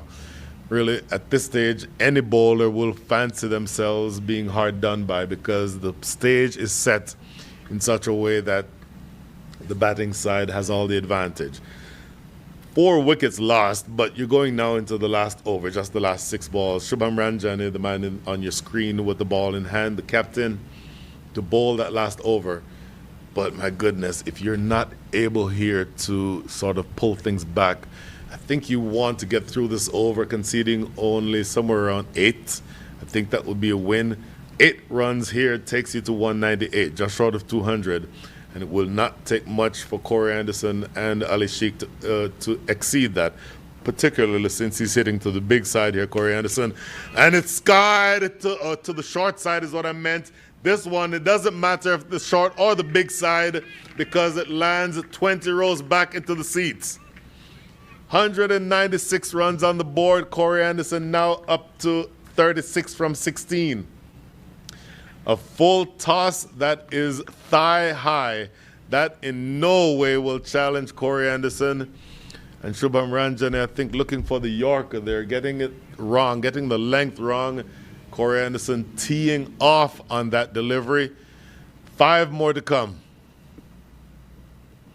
Drilled over the top, a couple of bounces down to Nash Kenjige at long off. What can Ali Sheikh do? So what I started saying that I got wrong, my apologies, is that both of these batters, both left-handers, and they're both hitting to the short side of the ground, which is the leg side for both of them. So the line here has to be outside the line of off stump. Even if you're full and wide outside off, maybe you push one of the fielders in the deep in that direction for some extra coverage, but you can't have them playing on the leg side. It's an easy hit for both of them. Ali Sheikh skies it in the air. Matthew Trump with a really well-judged catch. Boy, that was another difficult one. It stayed in the air about as long as the one from Aryan Tamala, and Matthew Trump still judging it to perfection, going down to the ground after he caught it. Because, again, the ball is in the air, it's swirling, but the concentration required to take that catch. Look at this. It's in the air for a really long time. And Matthew Trump there, eventually the ball comes down once again with icicles on it. But that is wicket number 5. So they've lost a few wickets here, Kings 11 Dallas. Once again, they already have make that 197 runs on the board. So the MetroPlex Tracers are going to be running uphill for a long way here. But going into the last 3 balls, the last 3 balls of the innings, as the new batter somehow did not attach his pads. Not sure what that's about. But I think the plan here should be to get Corey Anderson back on strike. And I would have to think that Corey Anderson at the non-striker's end would be looking to take off toward the striker's end on anything that happens. I would think even if you have the opportunity to sprint, to try to sprint a bye, the ball that beats or gets past the batter and goes through to wicketkeeper Joshua Trump. The idea now is to get Corey Anderson back on strike. Oh, that's not in a shot meant to get Corey Anderson back on strike. It's a shot that goes for 6. Where did that come from? Oh, my goodness. He absolutely blasts this one over the top, and it goes for 6. Surya Narayanan, the new batter, to the big side of the ground, no less, goes all the way for 6. And that reaction from the fielder in the deep is all of our reaction. We're not expecting that. The 200 is up, by the way, with that strike. Last 2 balls coming up. Another bouncer, and this one is above head height, so it is a wide. Still 2 balls to come. Oh, looking at that again. Oh, I said 4 or 5 different ways that his job would have been to get Corey Anderson back on strike. And all he does is pick the 82-yard boundary and sail the ball over it. So Surya Narayana, 6 from 1. Still 2 balls to go here because that last delivery was a wide. Wide number 10 in the innings. Slower delivery. Got to go for a single here. And that's going to be a leg by. Now, my sense is that on this last ball, Corey Anderson will be, in theory, swinging for the fences. Look at that shot. Oh, there was no way you could have expected that from the youngster coming in at this stage of the innings. But you'll take it. 205 runs on the board. 1 ball remaining. And here is Corey Anderson to face that 1 ball. Shubham Ranjane bowling around the wicket to Corey Anderson. I don't know that over the wicket wouldn't be a better option here. Around the wicket is incentivizing Corey Anderson to play on his leg side, which is his preferred side, to the short side of the ground. Let's see what happens here. Full toss, and he gets away with it. Matthew Trump is the man in the deep. Throws to his brother to complete the innings. 16 runs come from over number 20. 206 is what you end up with. Kings 11 Dallas. Absolutely brilliant ball striking. Look at this scorecard. Raymond Dar, 61 from 38. Unmuk Chand, 65 from 47. Corey Anderson not out, 44 from 19. Single-digit scores the rest of the way, but the damage was done from those top 3. And the bowlers, I think, were all relatively expensive. Shubham Ranjane almost going at 12 and over. The best of the bowlers, easily Matthew Trump. Nush Kenjige only going for 9 and over. Everyone else in double figures in terms of their economy rate. So we'll take a look at a few of these highlights, because I'll tell you, it is full of 4s and 6s. 21 4s and 7 6s. Akhilesh Bodagam went a little bit more expensive than he would have wanted to have been. And Mukchand with a couple of meter blows as well. And I'll tell you, in all of the activity that you saw, the bowlers just never were able to build any pressure. See a sweep shot taken there, Unmukchand hitting one out of the stadium. And then just excellent batting all the way down the lineup. Remandar and Unmukchand with that big partnership at the top. 134 runs is what it was worth. That's the wicket that dismissed Remandar. Corey Anderson coming, hitting the ground running. And this here lofted in the air. Pretty simple catch. Aryan Tamala ended up being the big one in the circumstances. But there, Corey Anderson coming to work and picking out that leg side and pulling the ball elegantly the way that he does. That's a good short delivery there by Akhtar Shah. Good catch by Aryan Tamala. And then another short delivery. And there you see just really good work. And that big edge off of the bat of Saeed Malhotra. Corey Anderson getting that one going in the direction opposite of what he was looking for, but just murderous ball striking at the end. Ali Sheikh skying one that was caught by Matthew Trump. Had a long time to think about it, but still taking a good catch. And that was the one that surprised me. First ball faced by Surya Narayana, picking out the fielder on the boundary at deep mid-wicket and hitting it over his head, 82-yard boundary.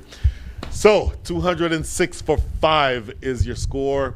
Quick break for us, 10 minutes here in the commentary area. We'll come back to see whether or not 207 is something that the MetroPlex tracers can chase. See you shortly.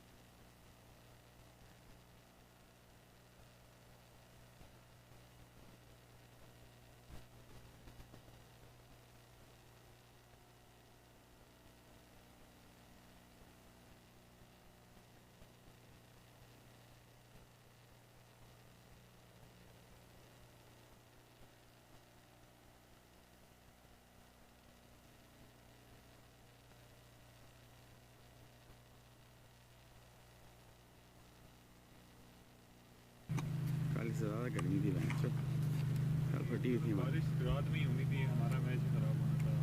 ओह अच्छा, वो बात कर। हाँ, strikers वाला match.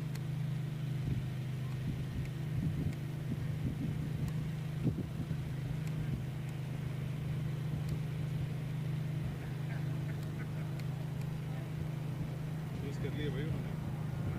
हमने हाँ, बहुत आला। वो भैंस। कौन मार गया? हाँ, क्या क्या उन्होंने कितना किया था? उन्होंने 208 किया था, हाँ 209 करना था हमने। और आखिरी ओवर में हमें चाहिए थे मेरे ख्याल से कोई 7 रन। बड़ी बात है। कौन किसने सो किया? और 7 रन चाहिए। हाँ, मदी भाई ने 99 के 7 रन चाहिए था। 99 मदीने नहीं नहीं, मदी कह रहा हूँ, खाजा भाई ने 94 किया। हाँ,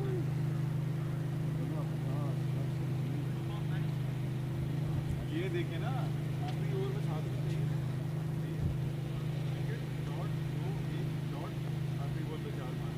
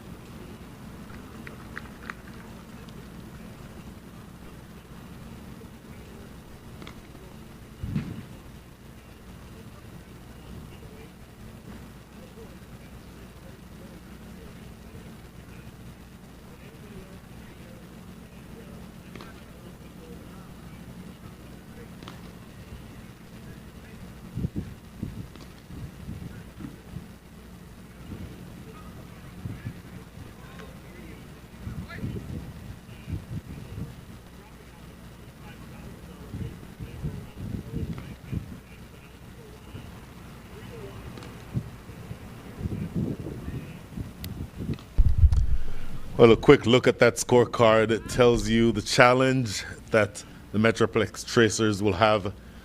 Unmukchan, Remandar, and Corey Anderson put together a brilliant, brilliant innings. All of 206 runs. So let's see whether or not the young pair of Joshua Trump and Ansh Boje can at least make some inroads toward getting to the total that they need to. 207 is a steep, steep ask. You're asking for 10.35 and over. 10.35 and over under most circumstances is difficult. But you have some young fast bowlers here,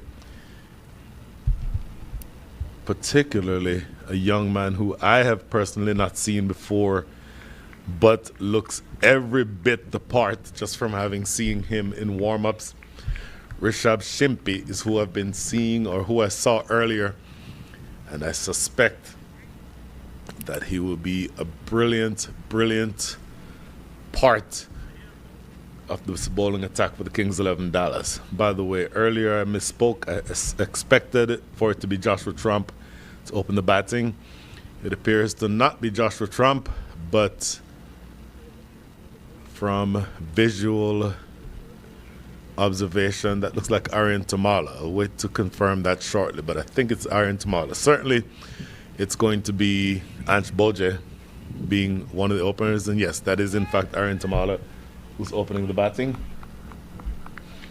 So Aryan Tamala and Ansh Boje will be your two batters to try to overhaul this absolutely overwhelming total. Everyone seems to be ready. Aryan Tamala, I saw him yesterday batting, didn't necessarily have the best of days with the bat and was run out at the non-striker's end, I believe. Excuse me. And bowled a couple of overs today. Ran up against the truly imposing pair of Remandar and Unmukchand, so didn't necessarily have a good day with the ball, but has the chance to make up for it with the bat. Rishabh Shimpi opening the ball in left arm quick. Look at that delivery. Look how that ball shoots out of the hand of this young man. It is going to be a leg bite to start, but I will tell you that you've not seen anyone with a combination of accuracy and pace in as young a person as he is. Rishabh Shimpi, in chatting to Corey Anderson ahead of the game, it appears that he is somewhere around age 16. So if you at age 16 are bowling that quickly, that augurs well for your career. And then you have the added advantage of him being a left-hander. Left-handers typically are the ones that trouble right-handed batters if they're bowling over the wicket to them, slanting the ball across them, creating that angle going across. So pay attention to when he bowls to the right-handed Aryan Tamala. Now he's facing up to the left-handed Ansh Boje. Really quick, sharp bowler. This is an interesting matchup. Short delivery.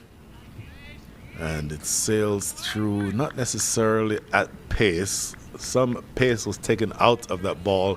It was so short, probably bouncing closer to the bowler himself than to Ansh Boje. But if you're bowling in this situation, you're bowling the new ball, I don't know that you don't just pitch this ball up.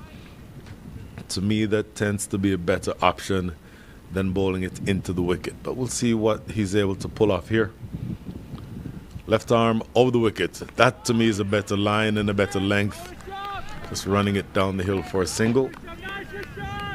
So Aryan Tamala and Ansh Boje are the two opening the batting. Ansh Boje with that single, so he's off the mark. Aryan Tamala just faced one delivery, wrapped on the pad to start with. And so he does not yet have anything behind his or beside his name. Rishabh Shimpi again, looking to make a name for himself. 16 years old, left arm, very thin but very, very quick. Oh, that went nowhere near where Aryan Tamala was playing it or attempting to play it, but he'll get 4. Looking to play, to me, toward mid-on, That ball came off the inside edge and went behind the keeper, Prathamesh Power, and going away for 4. Boy, look at this. You see on the replay that ball not really anywhere near where he was looking to play it. And it's something that you're going to have to be careful of, because under these circumstances, that ball can fly away if you're not careful. Now, with the pace that you have, you certainly want to keep the ball in the right line, because again, if it's off in terms of line or length, it can go away for runs. That's a lot better. So, to me, a good over underway. Nothing that either batter has seen yet that would indicate that they have the situation sized up perfectly. And that man right there in the middle of the picture, I think Saib Malhotra, you'll see when he comes on to bowl later, his leg spinners will also make a big difference to this dominant right-handed batting lineup. But that's probably a few overs away. Oh, the outside edge found, and it will run toward that deep backward point area for another boundary. So once again, the pace is what actually works against the bowler here, Rishi Shimpi, in that situation. Maybe just a little bit too wide with that angle, going across and really just using the pace, opening the face of the bat, and the ball running away to deep fine leg or deep third for 4. So an eventful first over, 10 runs coming from it. Tell you what, you need 10 runs and over to win this match. Well, you just got 10 in over number 1. 10 without loss.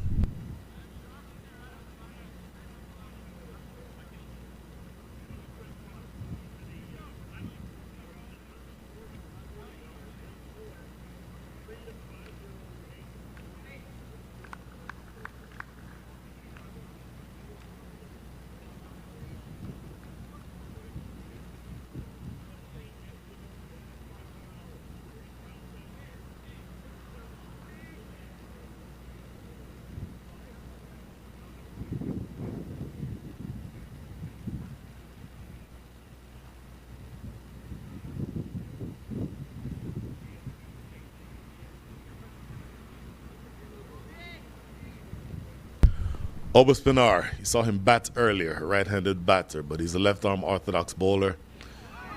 Oh, good deliver there, going past the outside edge of Anchboje. That was that was an arm ball. You expect the ball to be turning back into the left-hander, but Obaspinar getting that one to go on with the arm past the outside edge of Anchboje's bat. In the air, just over the head of the fielder, a short backward square leg. That's Saib Malhotra, who can only watch that one run away to the boundary for 4. So you need runs, you need a lot of them, but you're off to a relatively fast start here. Anchboje again, not cleanly striking that one, but just getting enough of it to get over and to the left of Saib Malhotra. It's an interesting field. Saib Malhotra is at backward square leg, and a very wide, short, fine leg is Rishabh Shimpi. So struck down the ground here. In fact, just the edge of the circle. Doesn't go very far. And so he's not able to get a single. But with 3 deliveries into over number 2, I think you'll find that this pair has to remain aggressive. This is going to be a single.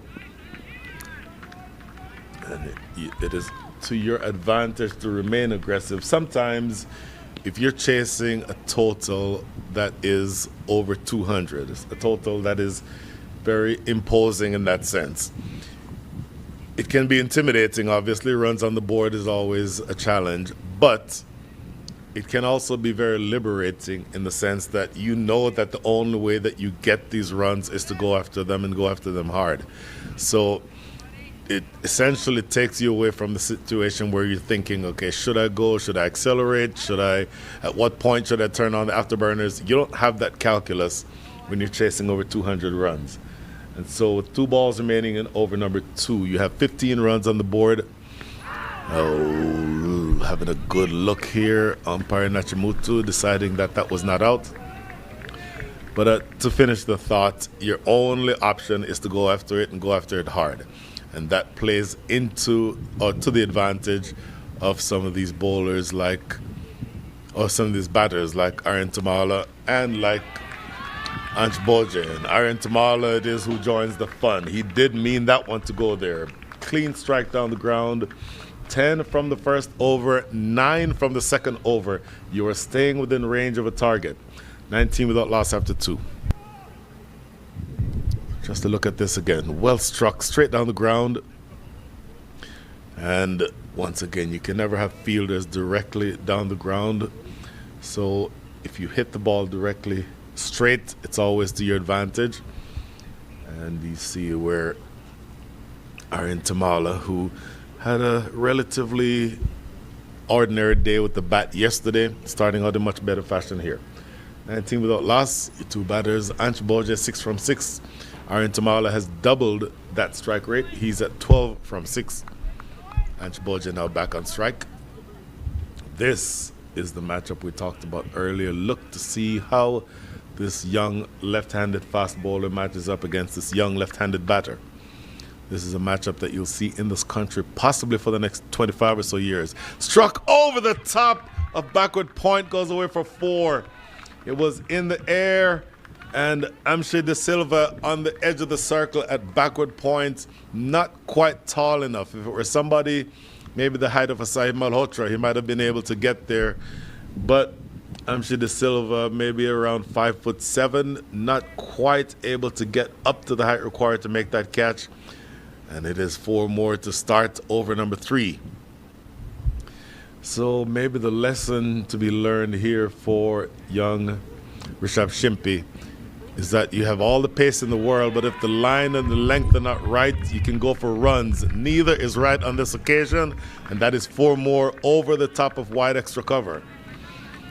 So you certainly have to be aggressive. Look at that short delivery, short and wide. Ange Boje does not need an invitation to play an aggressive shot, and it's exactly what you got from him here. So tell you what, they're staying in the fight. You have a very long hill to climb, or a very steep hill to climb, but you've started out well in the sense that the first couple of deliveries in this over have been put away for 4. You still have another 180 to get. 180 from 106 balls at the rate of 10.19. Great Yorker. Corey Anderson with the attempt. Ooh, that's actually, sorry, Obus Pinar with the attempted shy at the stumps. They'll get a single. But to finish that thought, you still have another 100, now 179 from 105. Scoring, needing to score at the rate of 10.23. But when this innings started, the required rate was 10.35. So you're actually scoring now at a faster rate than was required to win the game initially at the start of the innings. So you are off to a good start. It's up to you to now maintain it. No run opportunity there. Now to switch back to the youngster with the pace, Rishabh Shimpi. For him, he would just need to understand that pace is good, but pace without accuracy essentially creates free runs. And so that last couple of deliveries have been more of what you want to see from him. Going down the leg side here. I like that length. That length for me is a better length than the short balls that he was trying to bowl. Just happened to get the line wrong, so he'll have to re-bowl that. Still 2 balls remaining here in over number 3. And oh, by the way, you still have 2 balls to go here in the 3rd over, and you are ready at 10 runs in this over. So you're maintaining the required rate. Looks for the big drive, not able to get anything on it. And by the way, earlier, my apologies, I think I said the keeper was Prathamesh Power. Of course, the keeper is Unmuk Chand. Absolutely don't know how I made that mistake. My apologies. Unmuk Chand behind the stumps. Saw what he did in front of the stumps earlier, 61 runs. And one of the better keepers in the league behind the stumps.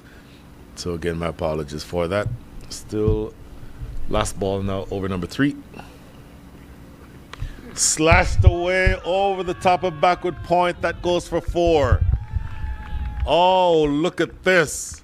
14 runs from over number 3. First 3 overs have yielded 33 runs.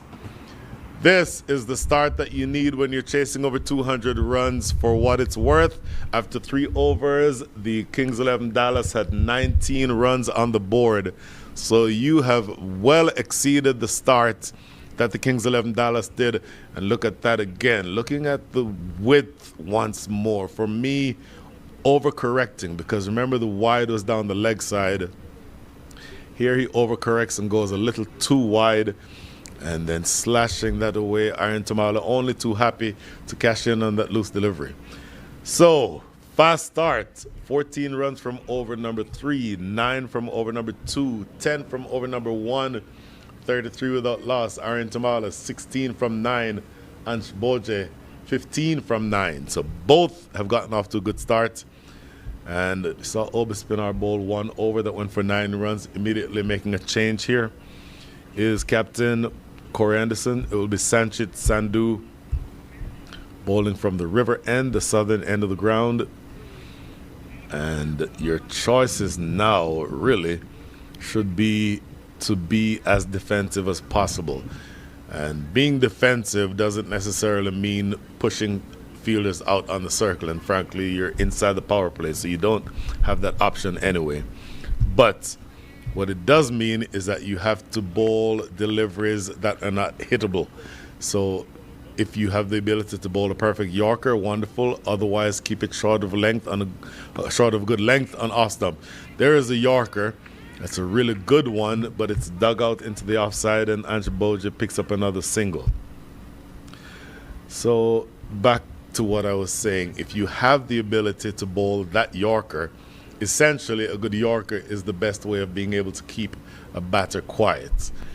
But if you don't have that ability, then you bowl the types of deliveries that make it difficult to hit big off of. And for me, that would translate to something just short of driving length on off stump. Anything other than that, and you could potentially go for runs. And particularly, you're looking here at a deep, very wide third and a deep square leg. So you're expecting a shorter length, and that is going to be a wide. So deep third for that slash that you just saw. The idea there would be if he flashes and gets hold of one, maybe a top edge, then it flies down in that deep third area for a catching opportunity.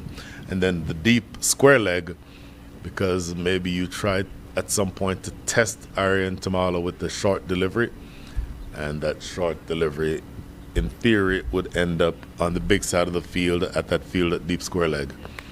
Played off the back foot, that's through. They'll get a couple of runs at least, and it's a great diving effort on the boundary. Tell you what, that is good work in the deep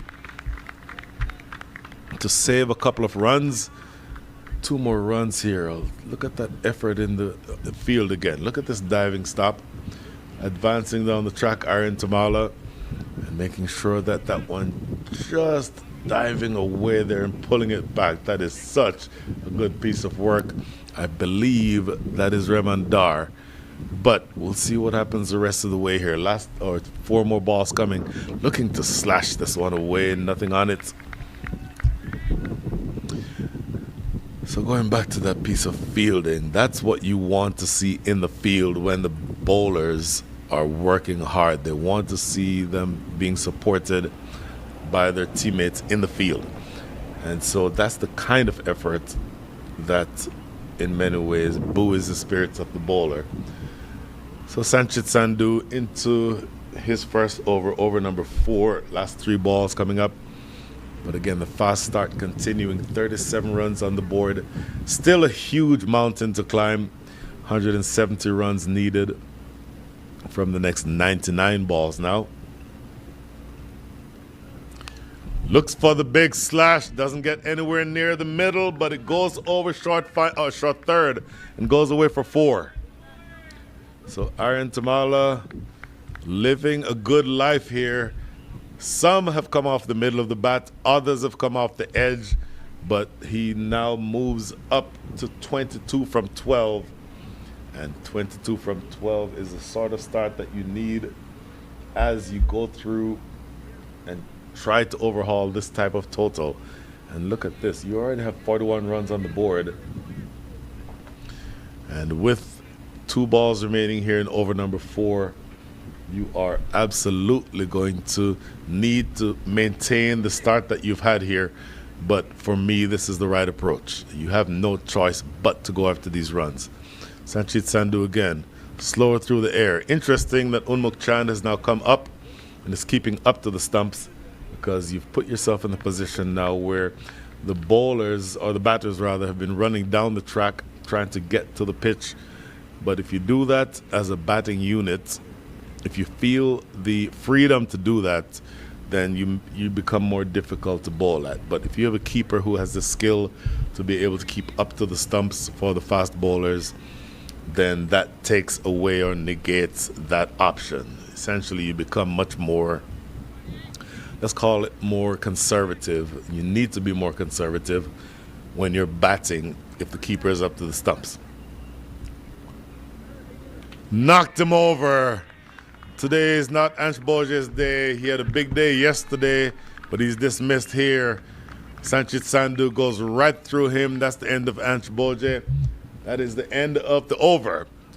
First wicket is down. The score is 42 for 1. Take a look at this replay when it becomes available. I want to see whether or not he played outside of the line of that ball. That's the impression I got looking at it live, but of course we're at an angle here, but the TV replay will tell the story. We'll take a look at it here in a second. But big picture, that's the end of the day for Ansh Boje. Here's a replay. Yes, he played outside the line, and he's also playing sort of a cross-batted type of shot. And I'll tell you, Ansh Boje will be disappointed in that. Some of it is because he feels the need to score quickly, but you still have to play with a straight bat when the ball is on the stumps. Anyway, that is the end of the over. Over number 4 is finished. Another expensive one, but they do take a wicket, 42 for 1.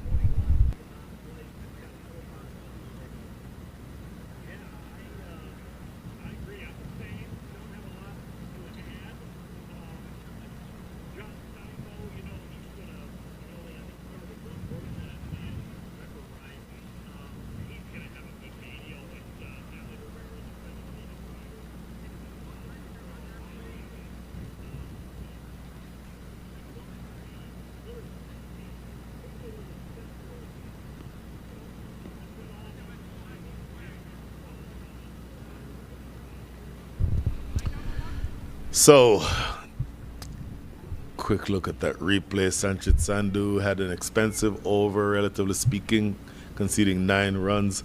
But if you offered him the chance to take or to bowl an over where he conceded 9 runs in 5 balls, but on the 6th ball he gets a wicket, I think he'll take that exchange every time. That gives you a bowling average of 9, and the best bowlers in the world have a bowling average of around 20. So that tells you a little bit about what the likelihood is of him accepting that as an option.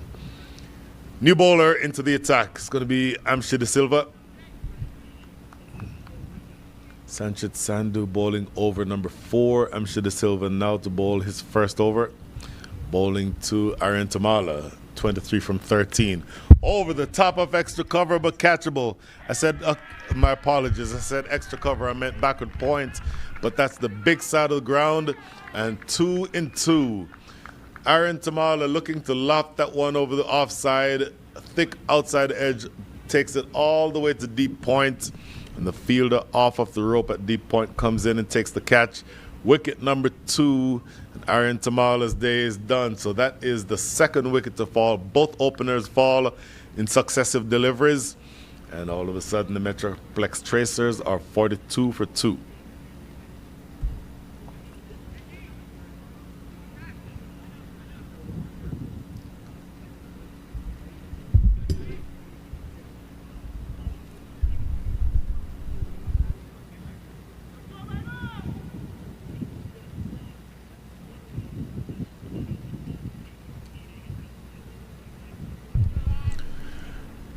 Forty-two for 2, just taking a look at that again. Look at the celebration there from Amshi De Silva, acknowledging that The wicket has fallen, and with the fall of that wicket, Aaron Tamala is dismissed.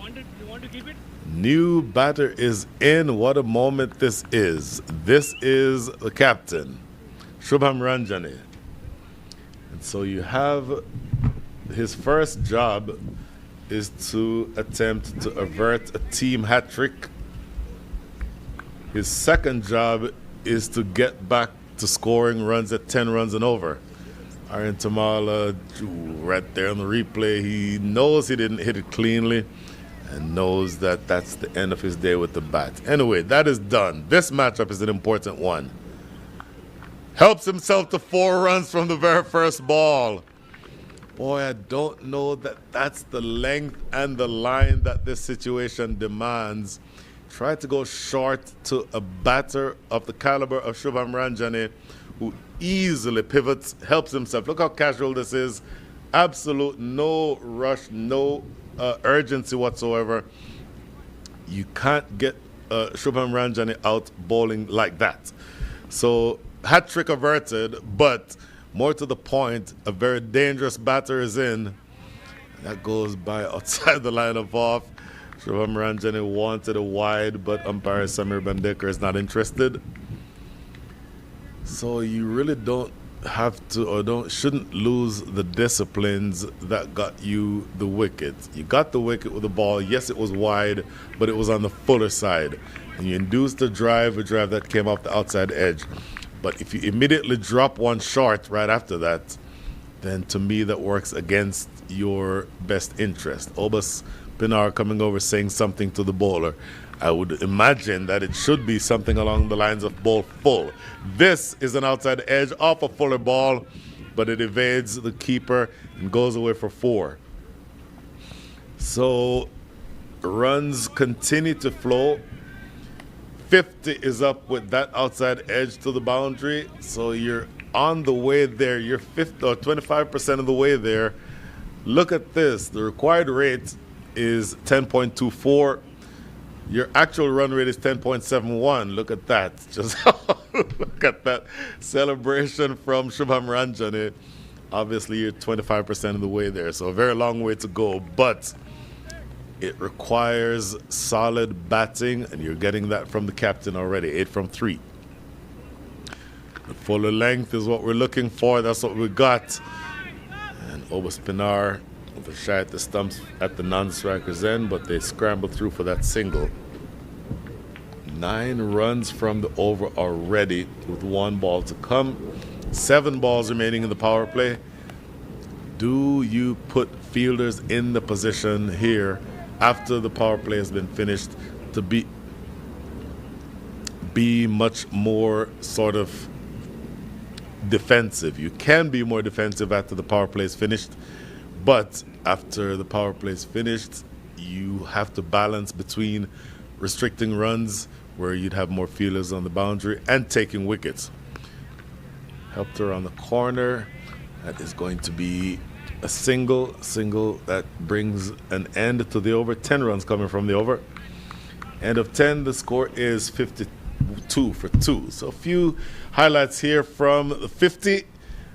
Ansh Boje and Aaron Tamala came out in very aggressive fashion, and you saw them really cash in on maybe bowling that wasn't quite as accurate as they wanted it to.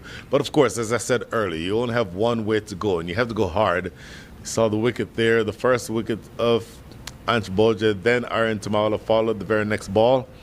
So 2 and 2, but then Shubham Ranjane is now at the crease. Couple of 4s struck in that first over. And big picture, it means that you are scoring right now at a higher rate than required. 5 overs up, you're scoring at 10.4 runs and over, 52 for 2. Another 155 runs needed in the next 90 balls. Will it be easy? Absolutely not. But it is certainly doable. And so that is now the second innings or second over to be bowled by Sanchit Sandhu. Bowling the last over of the power play here. And he'll be bowling to Joshua Trump, who has not yet faced the delivery. My apologies. He's faced 1 ball. Now facing up to Sanchit Sandhu. Oh, bang on target with the Yorker. So Sanchit Sandhu bowled one over, conceded 9 runs, and took a wicket with the last ball of that over. Now, you remember that the very first over that he bowled, the first ball was identical to that one he just bowled to Joshua Trump, looking for the Yorker and really nailing it in both situations. So let's see what Joshua Trump can do here. Fuller, but not Yorker length. It's Corey Anderson in the covers who's able to clean that one up. So 2 deliveries into over number 6. And really, if you're chasing such a big total, any dot ball, or particularly any string of dot balls, puts you sort of on the back foot, because your job now is to find a way to accelerate and score runs. It's not going to be easy against Sanchit Sandhu. Oh, short length. Not sure that the length you want to be bowling here. But in any event, he does go for the single. Unmuk Chan behind the stumps knows, along with Corey Anderson and now Alice Sheik, that things have started pulling back in your direction. The run rate has now fallen under 10. 9.64 is what the actual scoring rate is. The required rate, 10.62. So there's now some separation between those two numbers. That's what you want if you're Kings 11 Dallas. Quick single, and that is always going to be a single. Shubham Ranjan, to me, is the key. Joshua Trump, obviously, also needing to continue to give a good account for himself, has been the leading batter in the entirety of the innings of the tournament. And I will tell you that under these circumstances, it becomes very, very difficult. Oh my goodness, it became that much more difficult now because he's knocked over Joshua Trump. Oh goodness, I want to see what that ball did. My impression is that he played down the wrong line, Joshua Trump, but he is now been dismissed. How big a wicket is that? Joshua Trump knocked over by Sanchit Sandhu. That is a body blow. If you are the Kings, or if you're the MetroPlex Tracers, Joshua Trump only with 2 from 4. Shubham Ranjane still at the crease, 10 from 5. But look at this replay. Oh, look at that ball. It was on a good length. Joshua Trump shuffling down the crease. A little bit of movement off the pitch into the left or right-hander, Joshua Trump, and it cut in between bat and pad and took the top of middle and off. So how big a wicket is that one? So you are not seeing double. Joshua Trump has been dismissed, but his twin brother Matthew is now at the crease. And Matthew will have to score runs for both him and his brother today if the MetroPlex Tracers are to put themselves in the position to win this match. It becomes exponentially more difficult now, though, because what I started saying before I was interrupted by the wicket was that Joshua Trump was the leading batter in the side for the entirety of the season. And that's now no longer the case. Now you're going to be in the situation where you need runs from the captain, Shubham Ranjane, who is the second leading batter in the side. And you absolutely need runs from Matthew Trump. You saw him with a 40 yesterday, a blistering 40 from 16. But I'll tell you what, at the end of the innings yesterday is when he came in. And he came in with a certain license, a certain amount of freedom, so he was able to play freely. But that carefree innings where he scored 40 from 16 last night is what he needs to do here for the next 14 overs. Not able to get anything here. That is a full bang on target. 2 excellent overs from Sanchit Sandhu. This one only concedes 1 run and he takes a wicket. Big wicket. And there you see that ball moving off the seam. Joshua Trump looking quizzically at the pitch, but credit to the bowler. That ball moving in off of the seam, off of a good length. Maybe it didn't help things that Joshua Trump advanced down the track, so essentially almost yorked himself. But take nothing away from the bowler. He did his job. End of over number 6. Power play is done and dusted. 54 for 3.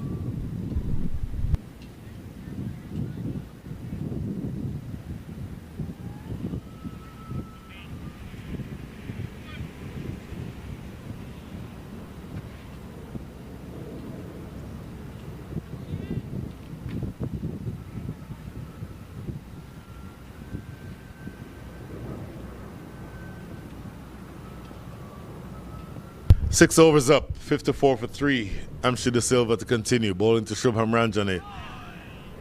This is running down to deep third. You're outside of the power play. You can be more defensive. I anticipate that they will be more defensive. Deep third, deep fine leg, deep backward square leg. So 3 behind square for the quick bowler, Amshi De Silva. No one in the deep straight, so still a relatively aggressive field. And under these circumstances, you really want to make sure that you have all the scoring opportunities covered. Matthew Trump now on strike.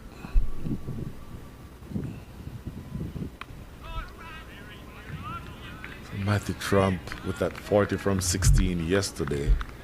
And in my mind, it becomes even that much more important for him to bat all the way through the innings.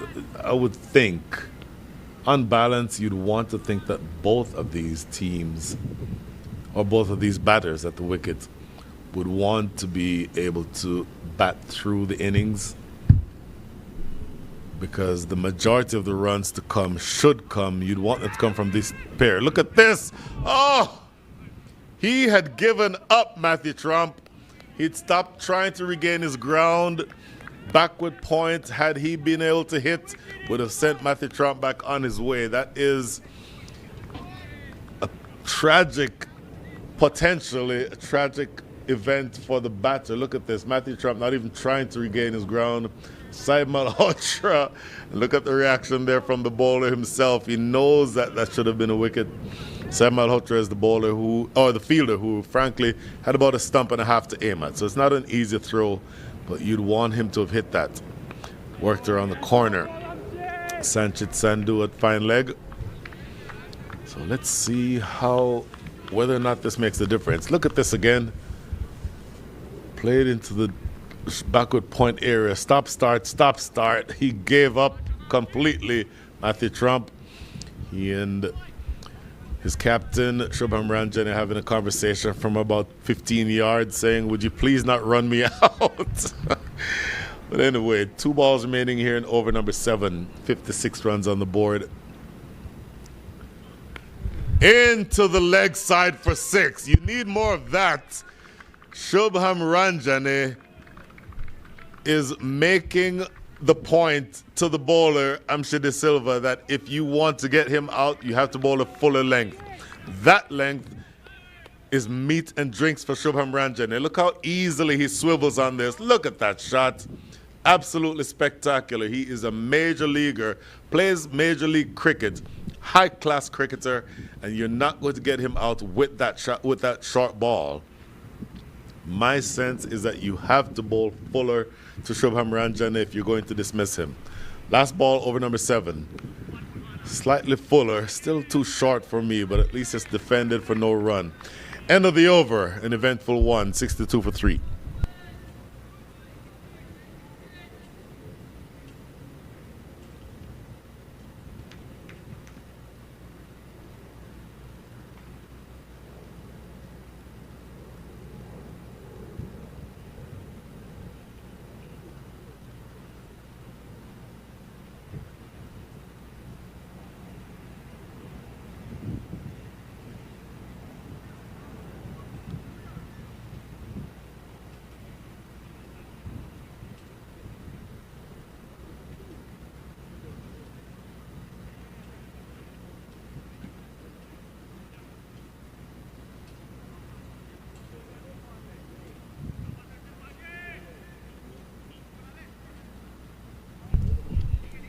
(62 for 3), and it feels as though the MetroPlex Tracers have come back to earth. They started out very fast. They were ahead of both the required rate and the rate that was set by Kings 11 Dallas when they batted, if you look at an over by over comparison. But 3 wickets lost in the last several overs means that you're back on the back foot. Matthew Trump and Shubham Ranjan are looking to build here, and look at this. Couple of runs, they'll come back for 3. Won't see 3 runs very often in this form of cricket, but they get them here. So the first ball of over number 8 goes for 3. You're looking uphill still at 65 in the next, 142 in the next 77 balls. 65 runs are on the board. And your challenge is essentially to do what you can to blunt the force of this bowling unit. Shubham Ranjane knows that he absolutely has to bat alongside his young partner. Partnership now worth 23. They came together when the score was 42 without loss. 42 for 2. Actually, my apologies. The second wicket fell at 42. So the third wicket fell at 54. So partnership now just getting started. It is worth 11. So speaking of partnerships, first wicket partnership was 42. Look at a couple of highlights here. That, to me, is the ball of the match, both in terms of how excellent a delivery it was in and of itself, and then secondly, because it dismissed the best batter for the side so far, Joshua Trump. Matthew Trump coming down the track. That is Corey Anderson. These days, Corey Anderson, again, not as young a man as he used to be, but still able to throw himself around on the ground.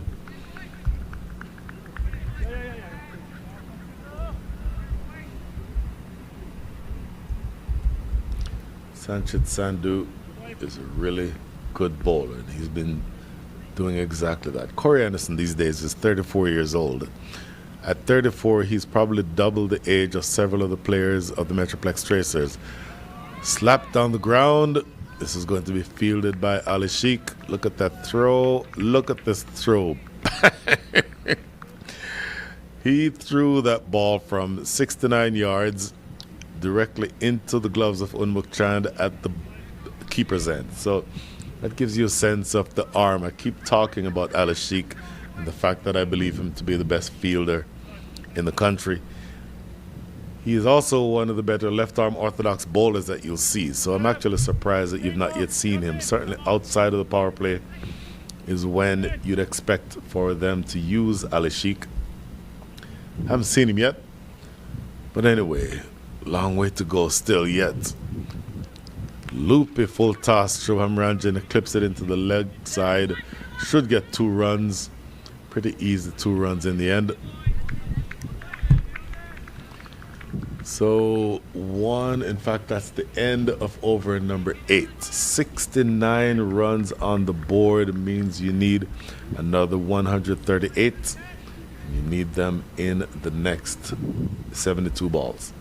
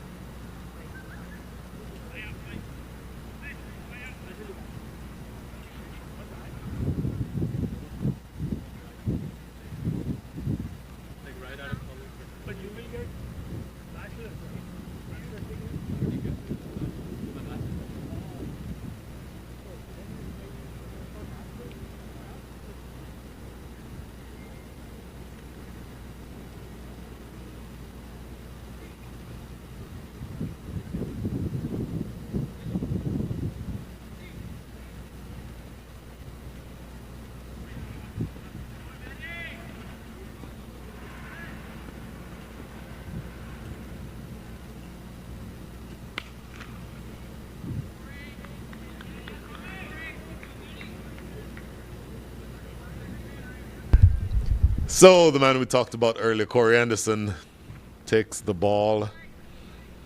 You will see him bowling from the same end that you saw Rishabh Shimpi bowling from earlier.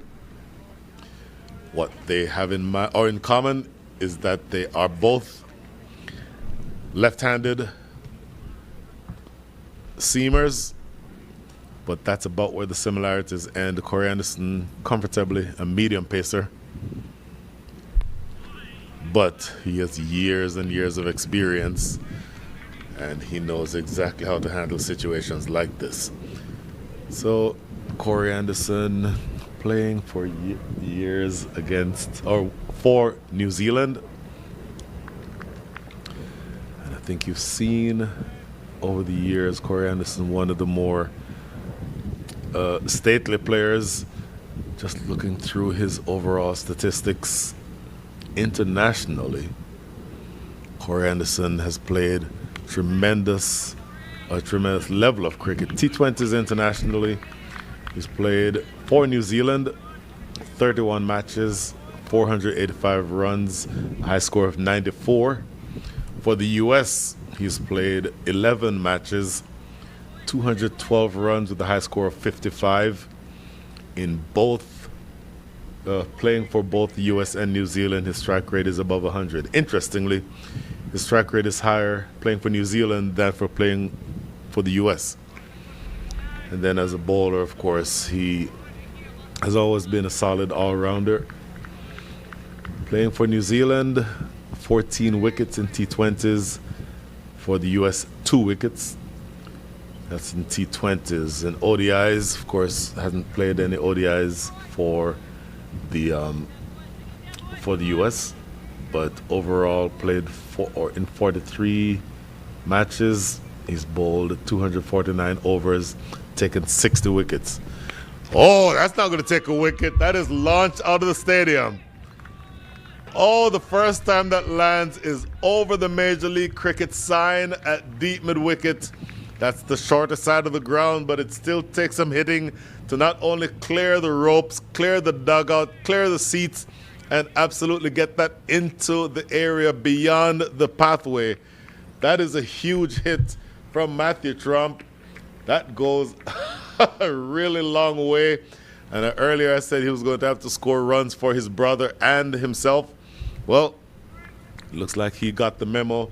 He's absolutely on his way to doing just that. Now, 1 ball remaining. What does Corey Anderson have as a response? That struck on the ground. A lot of work for deep cover. And that's going to be an easy 2. So much more productive over than you've had for a while. 11 runs coming from that over to include a gigantic 6 off the bat of Matthew Trump. My apologies, 12 runs coming from the over. That is the end of over number 9. The score is 81 for 3.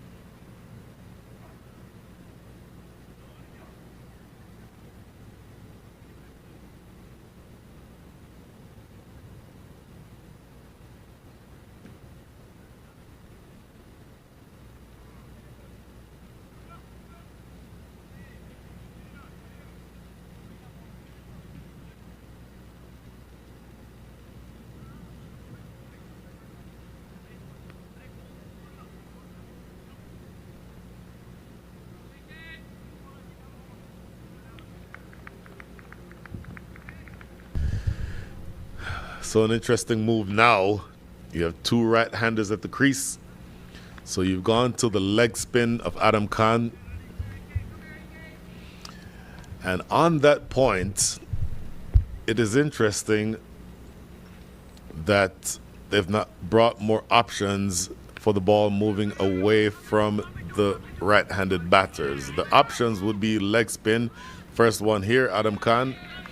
You have Sahib Malhotra is in the side. He's a leg spinner, turning the ball, of course, a stock ball away from the right-hander. But you also have Ali Sheikh.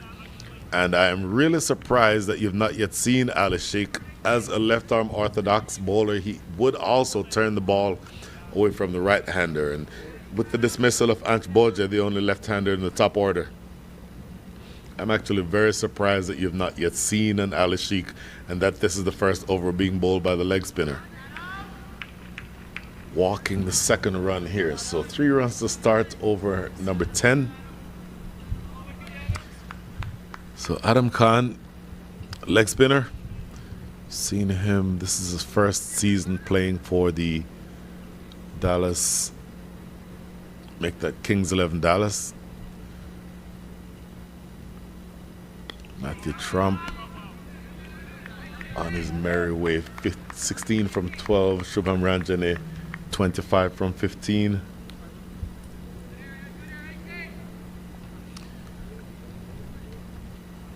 And the partnership now worth 27 before this over started, now up to 31. Tell you what, a couple of tight overs here, particularly from a bowler moving the ball away from the right-handers, is what the doctor ordered. 2 balls remaining before you're at the halfway stage in the inning. Solidly in defense here, Shubham Ranjane. And this is starting to feel like the bowlers are starting to assert themselves. The required rate now is officially 12. So you need 2 balls or 2 runs off of every ball the rest of the way on average to win this. In the air, down the ground. That's a lovely strike for 6. Well, you need 2 runs off of every ball. You got 6 runs from that one. Great strike from Shubham Ranjane. And 6 down the ground. The score now moves up to 91 for 3. Straight as an arrow. That's a great view of it there. And the captain knows that he has work to do, but he has a bat in hand and he's not afraid to use it.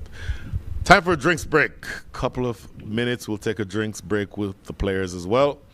91 for 3. When we come back, MetroPlex Tracers need 116 from the last 10 overs. Look at a few highlights here. And look at this. Aaron Tamala and Ansh Boje opening the batting, throwing their bats around again with such a big target. You really have no choice but to do that. And you had a couple of wickets that were lost. You'll see 2 wickets coming up. That's the first one, a beautiful in-swinger. And then the second one, skied in the outfield and taken. That would be the end of the 2 openers. And then Shubham Ranjane coming in, settling himself. Beautiful delivery there to get rid of Joshua Trump. But this pair is now looking to make themselves seen and make themselves known. And I'll tell you that you'll see a few runs here from the bat of Shubham Ranjane and Matthew Trump. So, finish the drinks break shortly, and we'll see whether or not the MetroPlex Tracers can overhaul 116 more runs in the next 10 overs.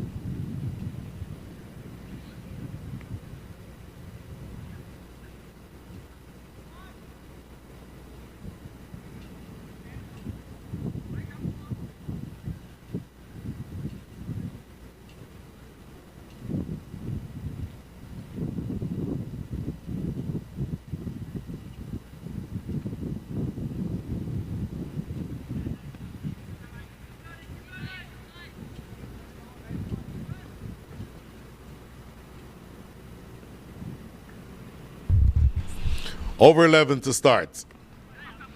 Matthew Trump picking up a single. Over 11 being bowled by Sanchit Sandhu. This is his last over.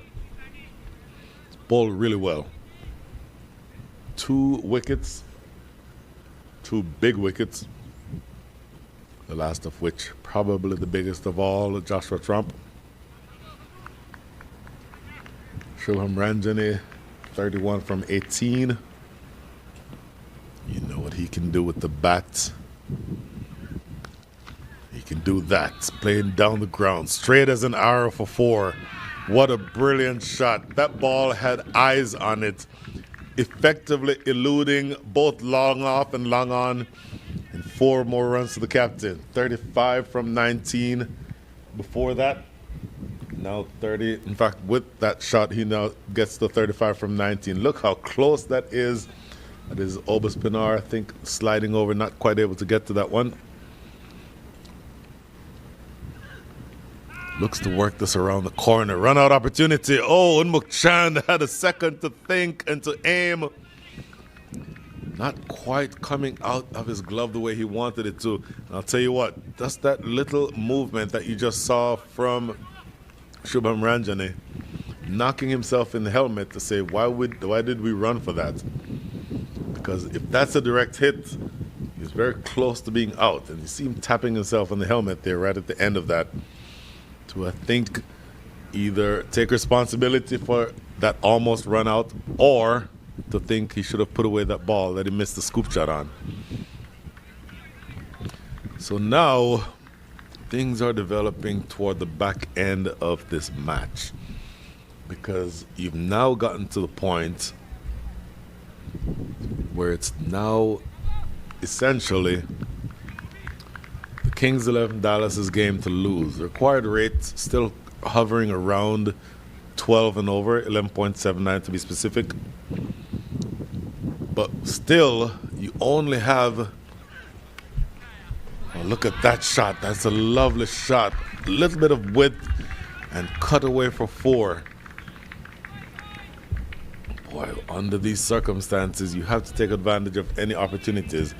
And they've just bowled enough loose deliveries, the Kings 11 Dallas, that the MetroPlex Tracers can feel like they're still in the game. So let's see exactly how we can go from here.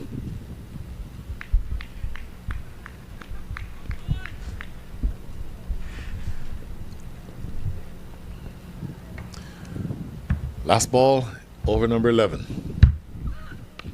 Driven away into the offside. A lot of work for the sweeper. Sprinting across and diving. That is good work. Come back for the 3rd. I think he saves his team a single run there. But that single run may make all the difference in the world. End of over number 11. The score is 104 for 3. You need another 103 runs in the next 54 balls.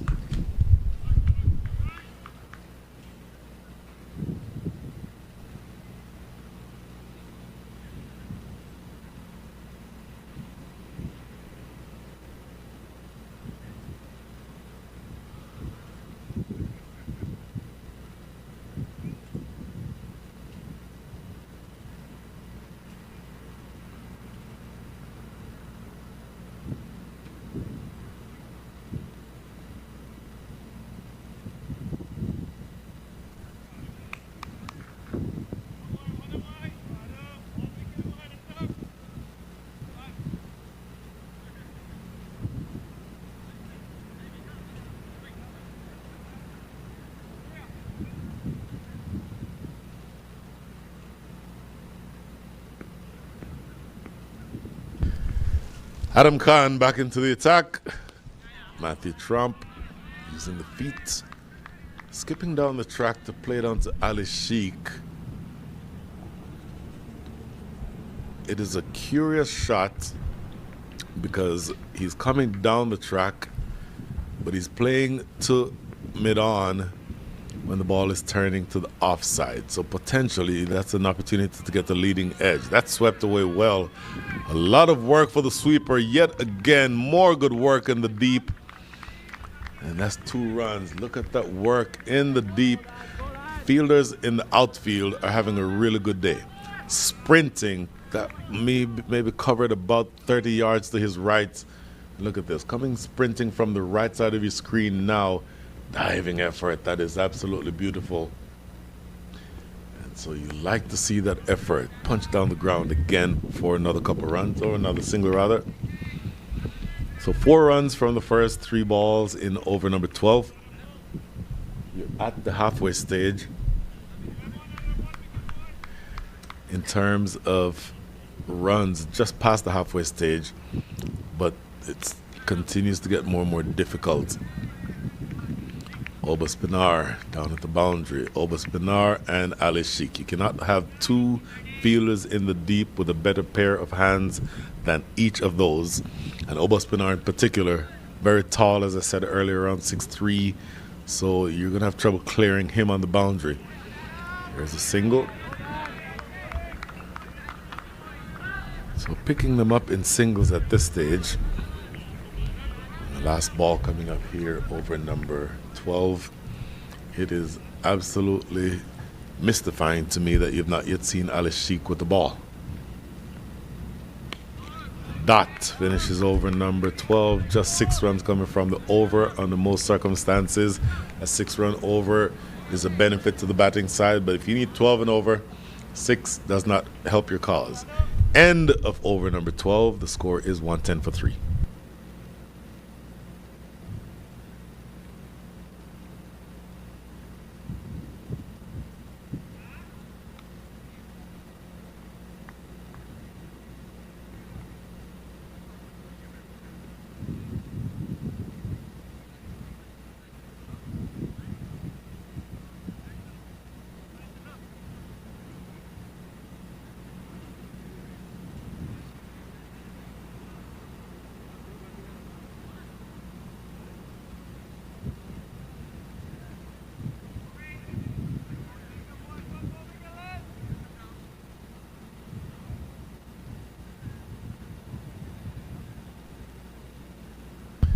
Corey Anderson back into the attack. Bowling now to Shubham Ranjani. Oh, look at this. A huge swipe and a miss. I want to see what this ball does off the surface. My impression is that it generated a bit of sideways movement away from the attempted drive by Shubham Ranjani. From around the wicket, slanting in. Look at this ball straighten. Oh no, it came off the inside, or came off and moved in off the inside, beat the inside edge. So a precious dot ball to start over number 13. That is off the middle of the bat. Oh my goodness. You're going to need a replacement ball because that ball has ended up in the sweets. Oh. Off of the middle of Shubham Ranjani's bat. The very first one he missed. Believe me, he did not miss that second one. And Corey Anderson will have to think hard about how to approach him. Look at this, from around the wicket, slanting into his body. And some of the fielders, or some of the players from the Dallas Exporia Giants, who are now trickling into the stadium, getting ready to play the next match. By the way, that match starts at 7 o'clock local time, I believe. But I don't think that match is going to start on time if you keep knocking the ball out of the stadium. We're going to have a bit of a delay here. And I do believe, obviously, with right now 91 runs needed, you're in over number 13. So another 46 balls left in the innings. I don't think there's any realistic way you can get through 46 balls or 91 runs and then prepare to start a match at 7 o'clock. So I believe the match is going to be delayed. Official start time again is 7, but I can't see that being the case. And in the meantime, just with the ball being lost again, that does not help. As from our earlier discussion, if the ball is lost, then you have to replace it with one that is as similar as possible to the one that was lost. Sometimes that's easier to do. The very first ball of an innings gets knocked out of the stadium, just get another new ball. But with the ball that has a certain amount of wear and tear on it, the bowler, the fielders rather, have been working on it. You have to work hard to find another one that matches the one that you've replaced. So 4 balls remaining here in the over. More to the point, you're going to have to put yourself in the position of getting a wicket here if you are Corey Anderson, or at least keeping Shubham Ranjane quiet. This partnership, if you can believe it, is now worth 62. And this pair is really motoring here. Short looks to pull it. I thought it was going to pull it more square. The ball actually ends up going down to mid-on for a single. So Shubham Ranjane now up to 46 from 26. Matthew Trump 26 from 19. Partnership is now worth 63. And with a partnership worth 63, you would fancy your chances to essentially push on from here. Corey Anderson now switching, going over the wicket. And to me, that is a much better option, particularly since the batters are looking to hit toward the big side of the field, toward the short side of the field, from a left-handed bowling around the wicket, slanting the ball inward. That helps the big shot going on the leg side. So you bowl over the wicket. For me, that's a much better angle. And that's what Corey Anderson has made the switch to doing. And I would think with 2 balls remaining here in over number 1, make that over number 13, that he will continue in that same vein. So penultimate ball of the over here. Lofted out of the ground yet again. And this is another one that goes into, in fact, this time it bounces back onto the terrace. This one will not be lost for very long. We're looking at it from where we are now. But the bigger issue is that from that length and that line, Shubham Ranjane will eat you alive. And that becomes probably the biggest 6 that you've seen today. Ladies and gentlemen, this ball traveled easily 90 or so yards. And if Corey Anderson doesn't get this ball outside the line of off stump, then Shubham Ranjane will continue doing what he's doing right now. 14 runs from the over already. Last ball coming up. Boy, this is breathless stuff from the MetroPlex Tracers, particularly from the captain Shubham Ranjane, who is now up to 52 from 27. So absolutely brilliant ball striking from the captain. Let's see whether or not he can maintain this pace. He drops it to short third. It will not get a single, but it is a very productive over. 14 runs coming from it. End of over 14, 124 for 3.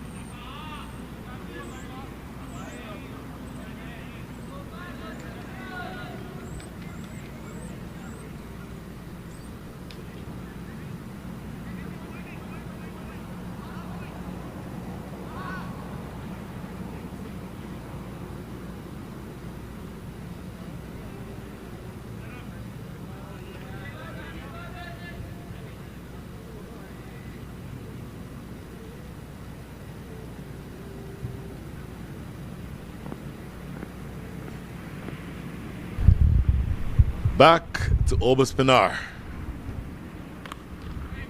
Good sound off the bat. Get a single as it's misfielded at backward point, early at point. Tahabadar at backward point to field that one. So going back to Oberspinar, for me, re-emphasizes the question that I asked earlier. Why have we not seen Ali Sheikh? Because with 2 right-handed batters, both of whom are going great guns, you'd want to look at the options. With Shubham Ranjane now 52 from 29, you'd want to look at options to move the ball away from each of them. And you could do that with left-arm orthodox, as you're seeing here from Oberspinar, who's a brilliant left-arm orthodox bowler. Or you could do it with Ali Sheikh, who has not yet bowled. You could do it with Adam Khan, who's bowled 2 overs. You do have Sahib Malhotra, who's also a leg spinner. Haven't used him yet. So it requires some...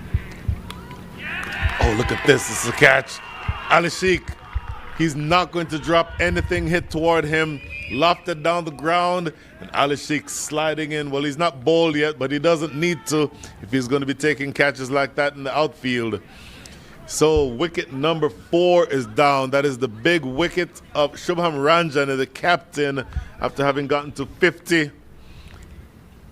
He is dismissed. Great sliding catch by Ali Sheikh. Look at this again. Down the ground, and Ali Sheikh coming in. Look at the ball right there, and a sliding catch by Ali Sheikh.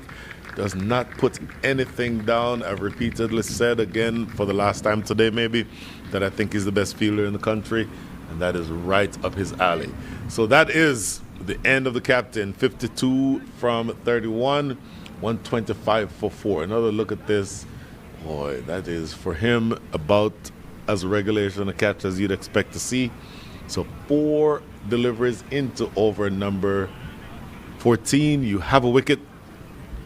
It is Oba Spinar who strikes. And I go back again. Well, in fact, I won't even keep saying it. At this stage, it just becomes looking to see what is working. Overall, the strategy is working because the required rate keeps going up from the standpoint of the Kings 11 Dallas. The bowlers on balance, even though they've not been spectacular, they're at least pulling their team in the direction that they need to go in. Now, new batter is in.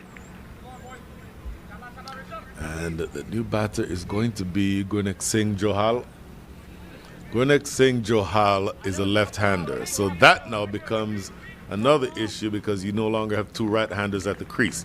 Without the 2 right-handers at the crease, it becomes slightly more risky to bowl a left-arm orthodox or a leg-spinning right-hander because in both of those instances, the ball is moving away from the right-hander but into the left-hander. If you're hitting big, then you want the ball moving into you. So something to pay attention to. Tapped into the leg side immediately off the mark. 125 for 4, 126 for 4 after that single. Boy, it's a big, big wicket, that last one, because he was striking the ball very cleanly, Shubham Ranjane. And now does it all come down to this pair?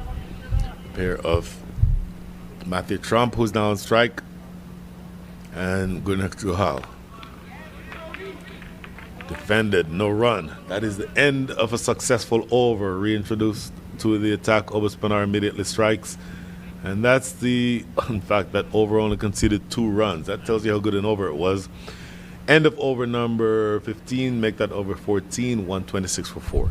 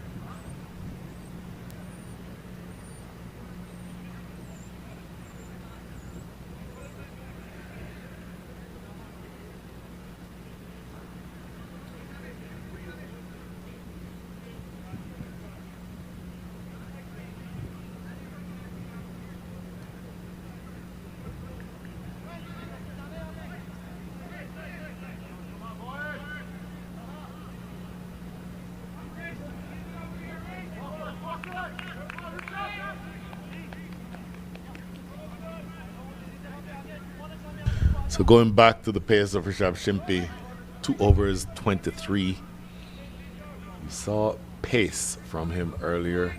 He's very quick, but you didn't necessarily see the accuracy that you'd want to see. And pace without accuracy in this instance works against you. Left-hander bowling to, or left armer bowling to the left-hander. Cut away over the top, but straight to the man sweeping on the offside. Single, that is Sanchit Sandhu sweeping on the offside. And look, not the cleanest of deliveries to start. his reintroduction to the attack. But any ball that you bowl where you only give up one when the opposition needs 13 runs and over is one that works in your favor. So another 80 needed in the next 35 balls. Just off of the field, you see the Lone Star Athletics warming up. They will be playing the next game against the Dallas Exforia Giants. Once again, if you are in the area, completely free to attend these games. Come watch some good cricket the rest of the night. Oh, look at this. Is that an appeal? Gone. Matthew Trump is not happy. Matthew Trump is not happy. He's protesting, but doesn't matter. The umpire has already raised his finger, and he has to go. He's extremely upset, Matthew Trump. But I think maybe that ball kissed off of his helmet is what he's suggesting. But the umpire's decision is the only one that matters. Oh, look at that. He is upset, and look, I think I see why. I think I understand why that replay tells the story. I don't know if we can see that one more time, but here, this will give us a good look. Matthew Trump advancing down the track. Good delivery. But here, oh yeah, this misses the bat completely, glancing off of the helmet. And not only should he be not out, but he should be checked for concussion as of this stage. And Matthew Trump, that reaction tells you all you need to know. It's an look, umpiring is a tough job. I will say that 100 times. It is absolutely a difficult job. And if you get 99 decisions right and one not quite so right, everybody will talk about that one. But looking at that replay, I think it's clear that that ball kissed off the helmet of Matthew Trump as opposed to what umpire Samir Bandeka thought was the bat. This will give the story again. This is a better angle, missing the bat there, glancing off of the helmet. Pretty flush on the helmet too. That ball deviated probably 30 degrees. So we will all make mistakes every once in a while. Samir Bandek is one of the better umpires that you'll see. But new batters in. Plays away square. This is Suvir Gudipati. So two new batters at the crease. Suvir Gudipati and Gurneet Singh Johal. So a long way to go, but it feels like that became the body blow that you're looking for the Kings 11 Dallas to effectively put this game away. So 2 runs in the over already, but the second ball of the over produced the wicket of Matthew Trump, dismissed or given out by umpire Samir Bandekar. Pulled around the corner here, a long run. Look at that effort in the deep, couple more runs. So you got yourself into the position where you're going to be struggling just a little bit to accelerate. 14 and a half runs and over is what you need the rest of the way here. You're scoring at the rate of 8.86, which is in most instances good enough to win matches. But if you came into the innings needing to score 10 and over, and you consistently over this course of 16 overs, 15 overs, are scoring at the rate of 8 and over, then that tells you that your required rate is going to keep going up. It's good cricket, dropping it into the leg side and taking off for a single. 5 runs from the over. This is a brilliant over on the way here for Rishabh Shimpi, my apologies, Rishabh, I keep mispronouncing your name. But required rate 14.7 puts you in the position now of needing to have some sort of acceleration toward the back end of this match. And I don't know necessarily that, well, it's certainly not going to be easy. Don't know necessarily that it's possible. But if it is possible, it has to come from this pair. 5 wickets down. Last ball over number 15. Played into the offside, no run. That's a dot that closes things out. The required rate is now above 15. It is 15.2. The score is 131 for 5.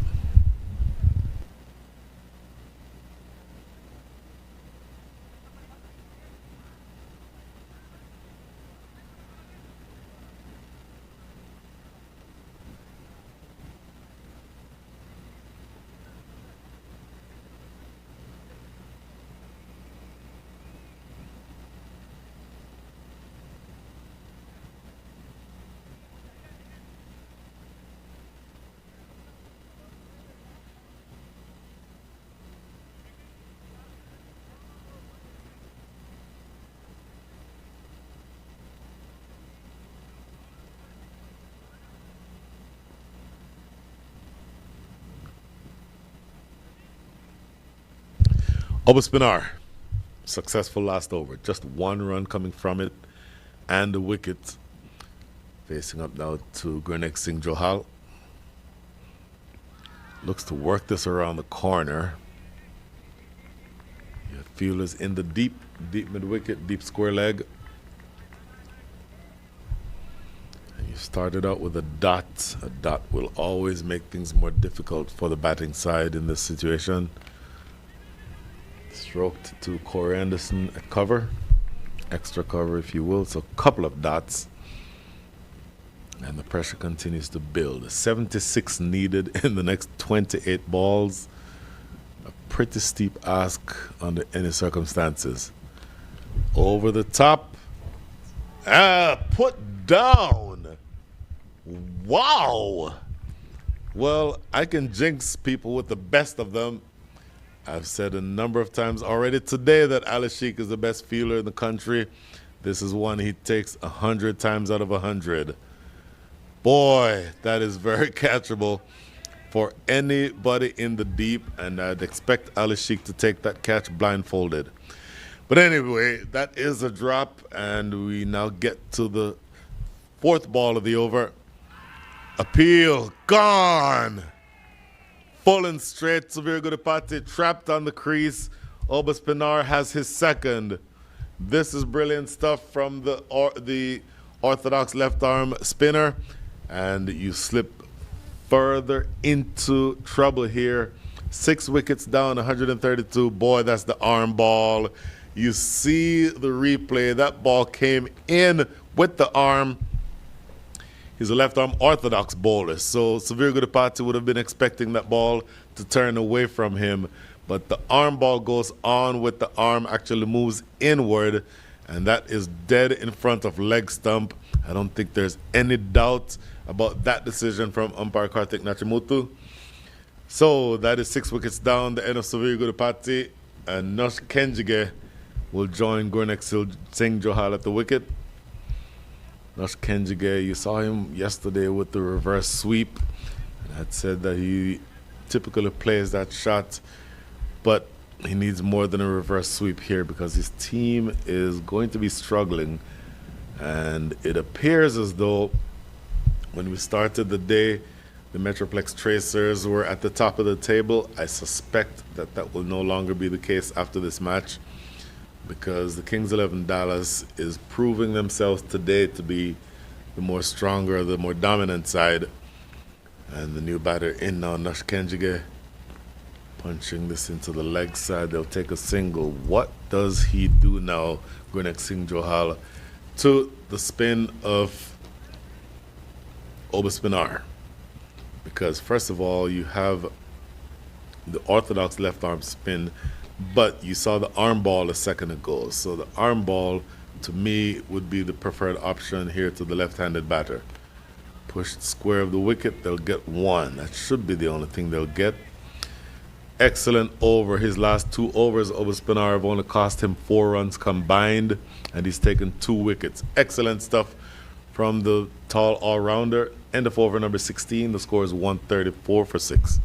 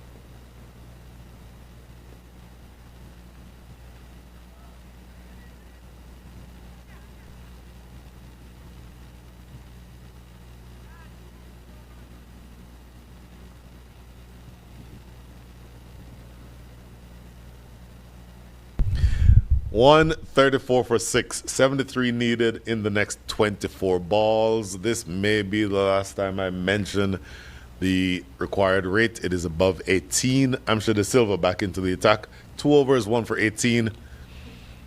He'll get a single here. I believe that's an inside edge onto the boot. And that is exactly what it was, since there is no other signal coming from umpire Samir Bendaker. So your options at this stage become relatively limited. And maybe it's less about winning the game at this stage if you are the MetroPlex Tracers, and more, excuse me, about batting through the innings so as to not take a big hit on your net run rate. Couple singles. Oh my goodness, that is something that Alice Sheik does with regularity.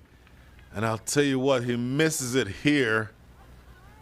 But in fact, did he hit directly? He did hit directly, but the batter made his ground.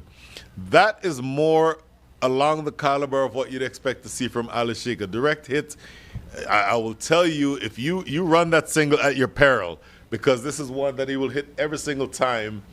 Taking off and running. Look at the non-strikers and direct hit. Oh my goodness. Oh my goodness. That is, I think we will have to look at that again, but I think Alice Sheik might feel hard done by there. Oh, so I will say once again, umpiring is a very difficult job, and we have the ability to slow things down and look at 3 or 4 or 5 different angles, but this to me is likely out. And look at this again. We'll see the replay here. This should give us a good angle. Throw coming in here. We're a little bit blocked by that graphic, but I don't think it even started sliding his bat at that stage. So let's just say you get the majority of them right as an umpire, but the ones that you get wrong, I think, stand out more than ordinary. But anyway, moving right along, I think you've gotten to the stage in the match now where it's, as I said a second ago, only wanting to survive long enough to not take a very big hit on net run rate, because the required rate has now officially got spiraled out of control. Short delivery, top edge, that's a great ball. Unmuk Chand and then Rishabh Shimpi, neither can get to it. The comeback for the second run, a direct hit. Oh, look at that throw. From 40 yards, a direct hit and run out. Nush Kenji gets run out probably by 5 yards. That was amazing. Absolutely brilliant. Look at this. Short delivery, top edge, genuine top edge. Rishabh Shimpi, pick up and the throw. How brilliant is that? I'll tell you what, that was such a clean run out. There might be question as to which batter was out, because had the batters not crossed, it would have been the batter who left the non-strikers and who would have been out. But as it is, you get one run, but then the run out on top of that. That was brilliant. Oh my goodness. So consecutive, or 2 different times in this over, there's been a direct hit. One was adjudged to have been not out. The second out by probably a good, I said 5 yards. It was probably more than that. So last ball coming up here in over number 17. Still a long way to go.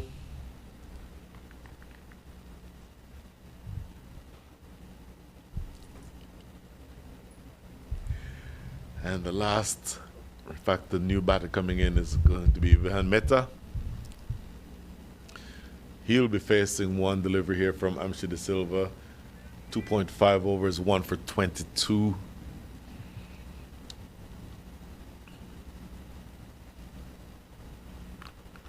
Lovely shot. That's through the offside. Obaspinar is after it. He will not get there. That goes away for 4. Actually, that's not Obaspinar. My apologies. That is Saeed Malhotra. In any event, it's 4 runs. 4 runs, that spoils a good over. 8 coming from the over. But you'll take that exchange. 8 runs and a wicket every time.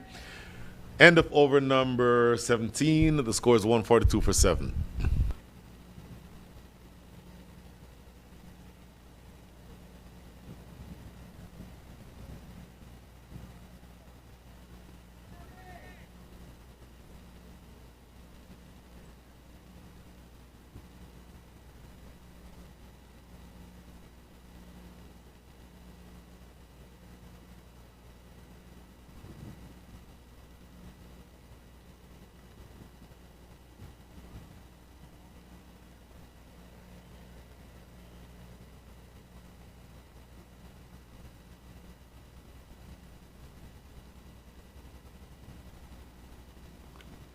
First ball over number 18 launched out of the stadium.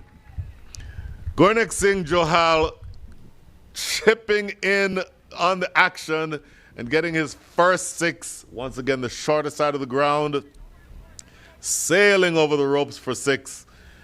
So, yeah, you're probably going to lose this match if you are the MetroPlex Tracers, but you can either lose meekly or you can lose fighting, and they've chosen the latter. So this is the last over being bowled here by Obaspinar. 2 wickets taken, but that first ball in his last over has gone out of the stadium. Number of those today, that is number 6, if that makes sense, in the inning so far, along with 13 fours. That's another 6. Clean strike. That one was authoritative as well. So double or 2 sixes to start over number 18. This is going to end up with Obaspinar's figures looking less than ideal, certainly less of a quality, less than what you've seen so far from him. And it is a bit paradoxical, but sometimes when the ball goes into the stands, it takes forever to find them. You would think it would be pretty straightforward to find, but it's not exactly the case. But consecutive sixes here to start over number 18. 53 runs needed in 16 balls. Is it possible? Yes. Is it likely? No. But you're fighting, which is what you want to see from the team that's at the top of the table. Pulled away around the corner in the gap. Is it? No. Fielded. They get a couple of runs. Coming back. Oh, look at this. That is close. Unmukchand with the relay and flicking the ball onto the stumps, but I think it just didn't make it home in time. Number 1, it means that the bigger hitter is back on strike. Number 2, it means that it's the left-hander who's back on strike. The left-hander who can access the leg side, which is the smaller side of the ground here. Oh, that didn't go anywhere near he wanted it, and he's caught at short third. An enterprising innings comes to an end. Had fun while he was out there. Gurnak Singh Johal, 22 from 13, make that 12. But that dismissal, actually 13, my apologies, but that dismissal marks the end of this little bit of resistance from the MetroPlex Tracers. Good catch, good sharp diving catch. Taken, not exactly sure who the fielder is, but the ball was dying as it got to him, and he did well to be able to stick with it and make that catch. So it's now 156 for 8. Wickets falling in a bunch. Still 51 runs adrift. Gurnak Singh Johal has been dismissed, and the new batter is going to be Akhtar Shah. So you have Akhtar Shah and Nosh Kenjige in a partnership. But if you are the MetroPlex Tracers, you would prefer that that partnership be with the ball as opposed to with the bat. Because essentially it feels like it's all over but the shouting, as they say. He'll get a couple runs here. Or will he? Strong throw, direct hit, is it? No, just did make it, I think. A direct hit. Umpire Samir Bandekar is unmoved. Let's see what happens here with the replay. Inside edge, and don't know that we'll be able to see exactly here. Yeah, he just did make it across the line. So a good decision that time from umpire Bandekar. Huge swipe and a miss to end the over. So that is the end of over number 18. An eventful one, yet another wicket that fell. And the end of over 18 sees the score at 158 for 8.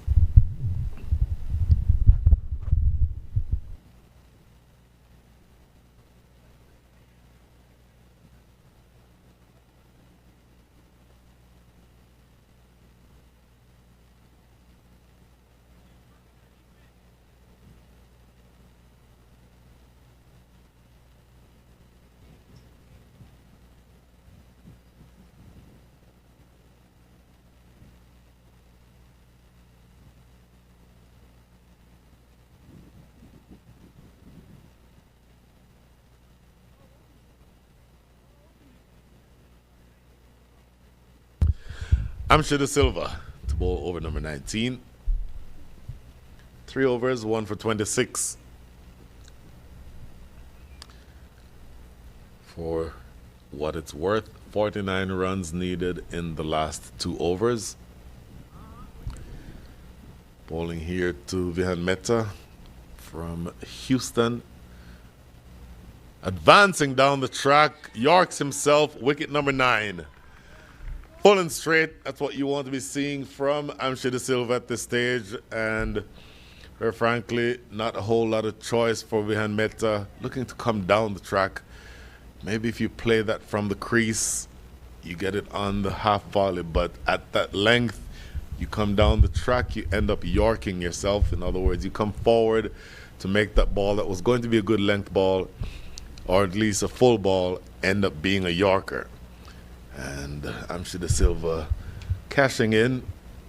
Wicket number 8, make that wicket number 9. So, again, it's just a matter of what the final margin of victory is going to be here. The last pair is in. Waiting until the scoreboard updates, but this is going to be Akhilesh Bodagam. So, Akhilesh Bodagam, saw him bowl earlier, 2 overs. Was relatively expensive in the second over. And he's now being asked to at least drag this game as far as possible. Well down the leg side and 4 runs.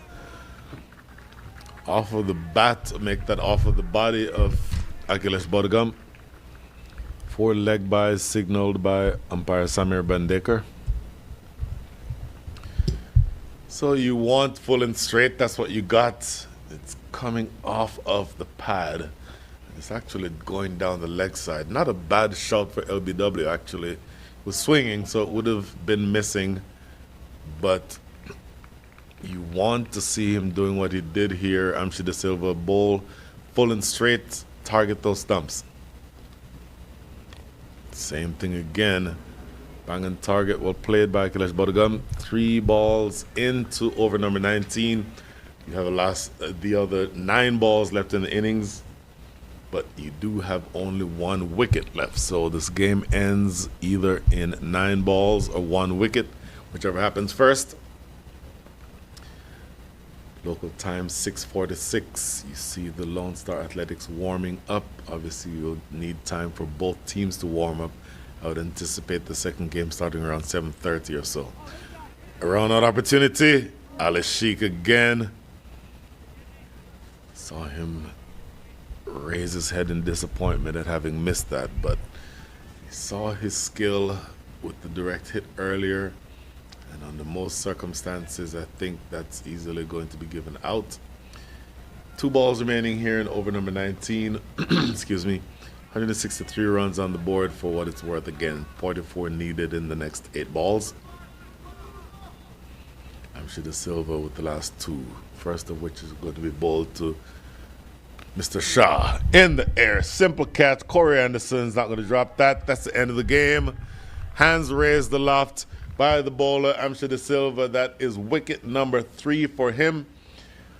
3 for 27 are his figures, and the game ends with the Lone Star, the Kings 11 Dallas taking victory by the margin of 43 runs. Here's to the replay again. Corey Anderson, a little bit dramatic at the end. Don't know that he needed the full roll, but ends up being a pretty straightforward victory in the end. So 43 runs is your margin of victory.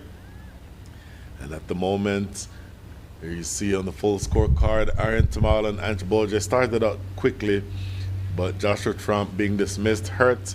Shubham Ranjane absolutely tried his best while he was out there. Top scoring, 52 from 31. Matthew Trump, 28 from 23. Gwinnett Johal, 22 from 13, including consecutive 6s off of Obaspinar. The bowlers, I think, were spectacular. Obaspinar, 3 overs, 30 runs. Sanchit Sandhu, 2 overs for 30. Amsha De Silva, probably the best of them all. 3 overs, 27, economy rate of 7.04. So he has not only the lowest economy rate, but also the highest number of wickets. So we'll take a look at a few highlights here at the end. Look at the efforts that you saw from the openers at the top of the order. think they did well to get off to the fast start. Unfortunately for them, not able to continue in the way that they'd started. And in particular, that delivery right there to Ange Boja, curling in from around the wicket by the right-hander, and then quickly followed up by the dismissal into the deep. Now, the captain, Shubham Ranjane, coming in, playing a couple shots himself. That was a good ball there, knocking over Joshua Trump. And then a few lusty blows to include that one by Matthew Trump. He absolutely excelled while he was there also. A check drive down the ground for 4 was a good one. But I think you just got into the situation where you had way too many runs to get and not enough time in which to get them. Ali Sheikh with a good catch there. And this, for me, is going to be an interesting decision. Given out as leg before or as a caught. There's the arm ball from over Spinar. And this is going to be interesting. Look at this direct hit from about 45 yards. Bang on target. The runner is not even in the same zip code. Next, a couple of lusty blows from Gurnik Singh Johal. But he's dismissed right there with that catch. And then Vihan Mehta Yorks himself. And leg buys for Akhilesh Bodagam, but the last wicket falls here. Pretty simple catch by Corey Anderson to close things out. So, final margin of victory, 43. The Lone Star Athletics and the Dallas 6-4 Giants are coming up next. But stick around with us. This is the end of this match. Take a few minutes to come back to prepare for the second game. For the moment, we're going silent from Grand Prairie. See you soon.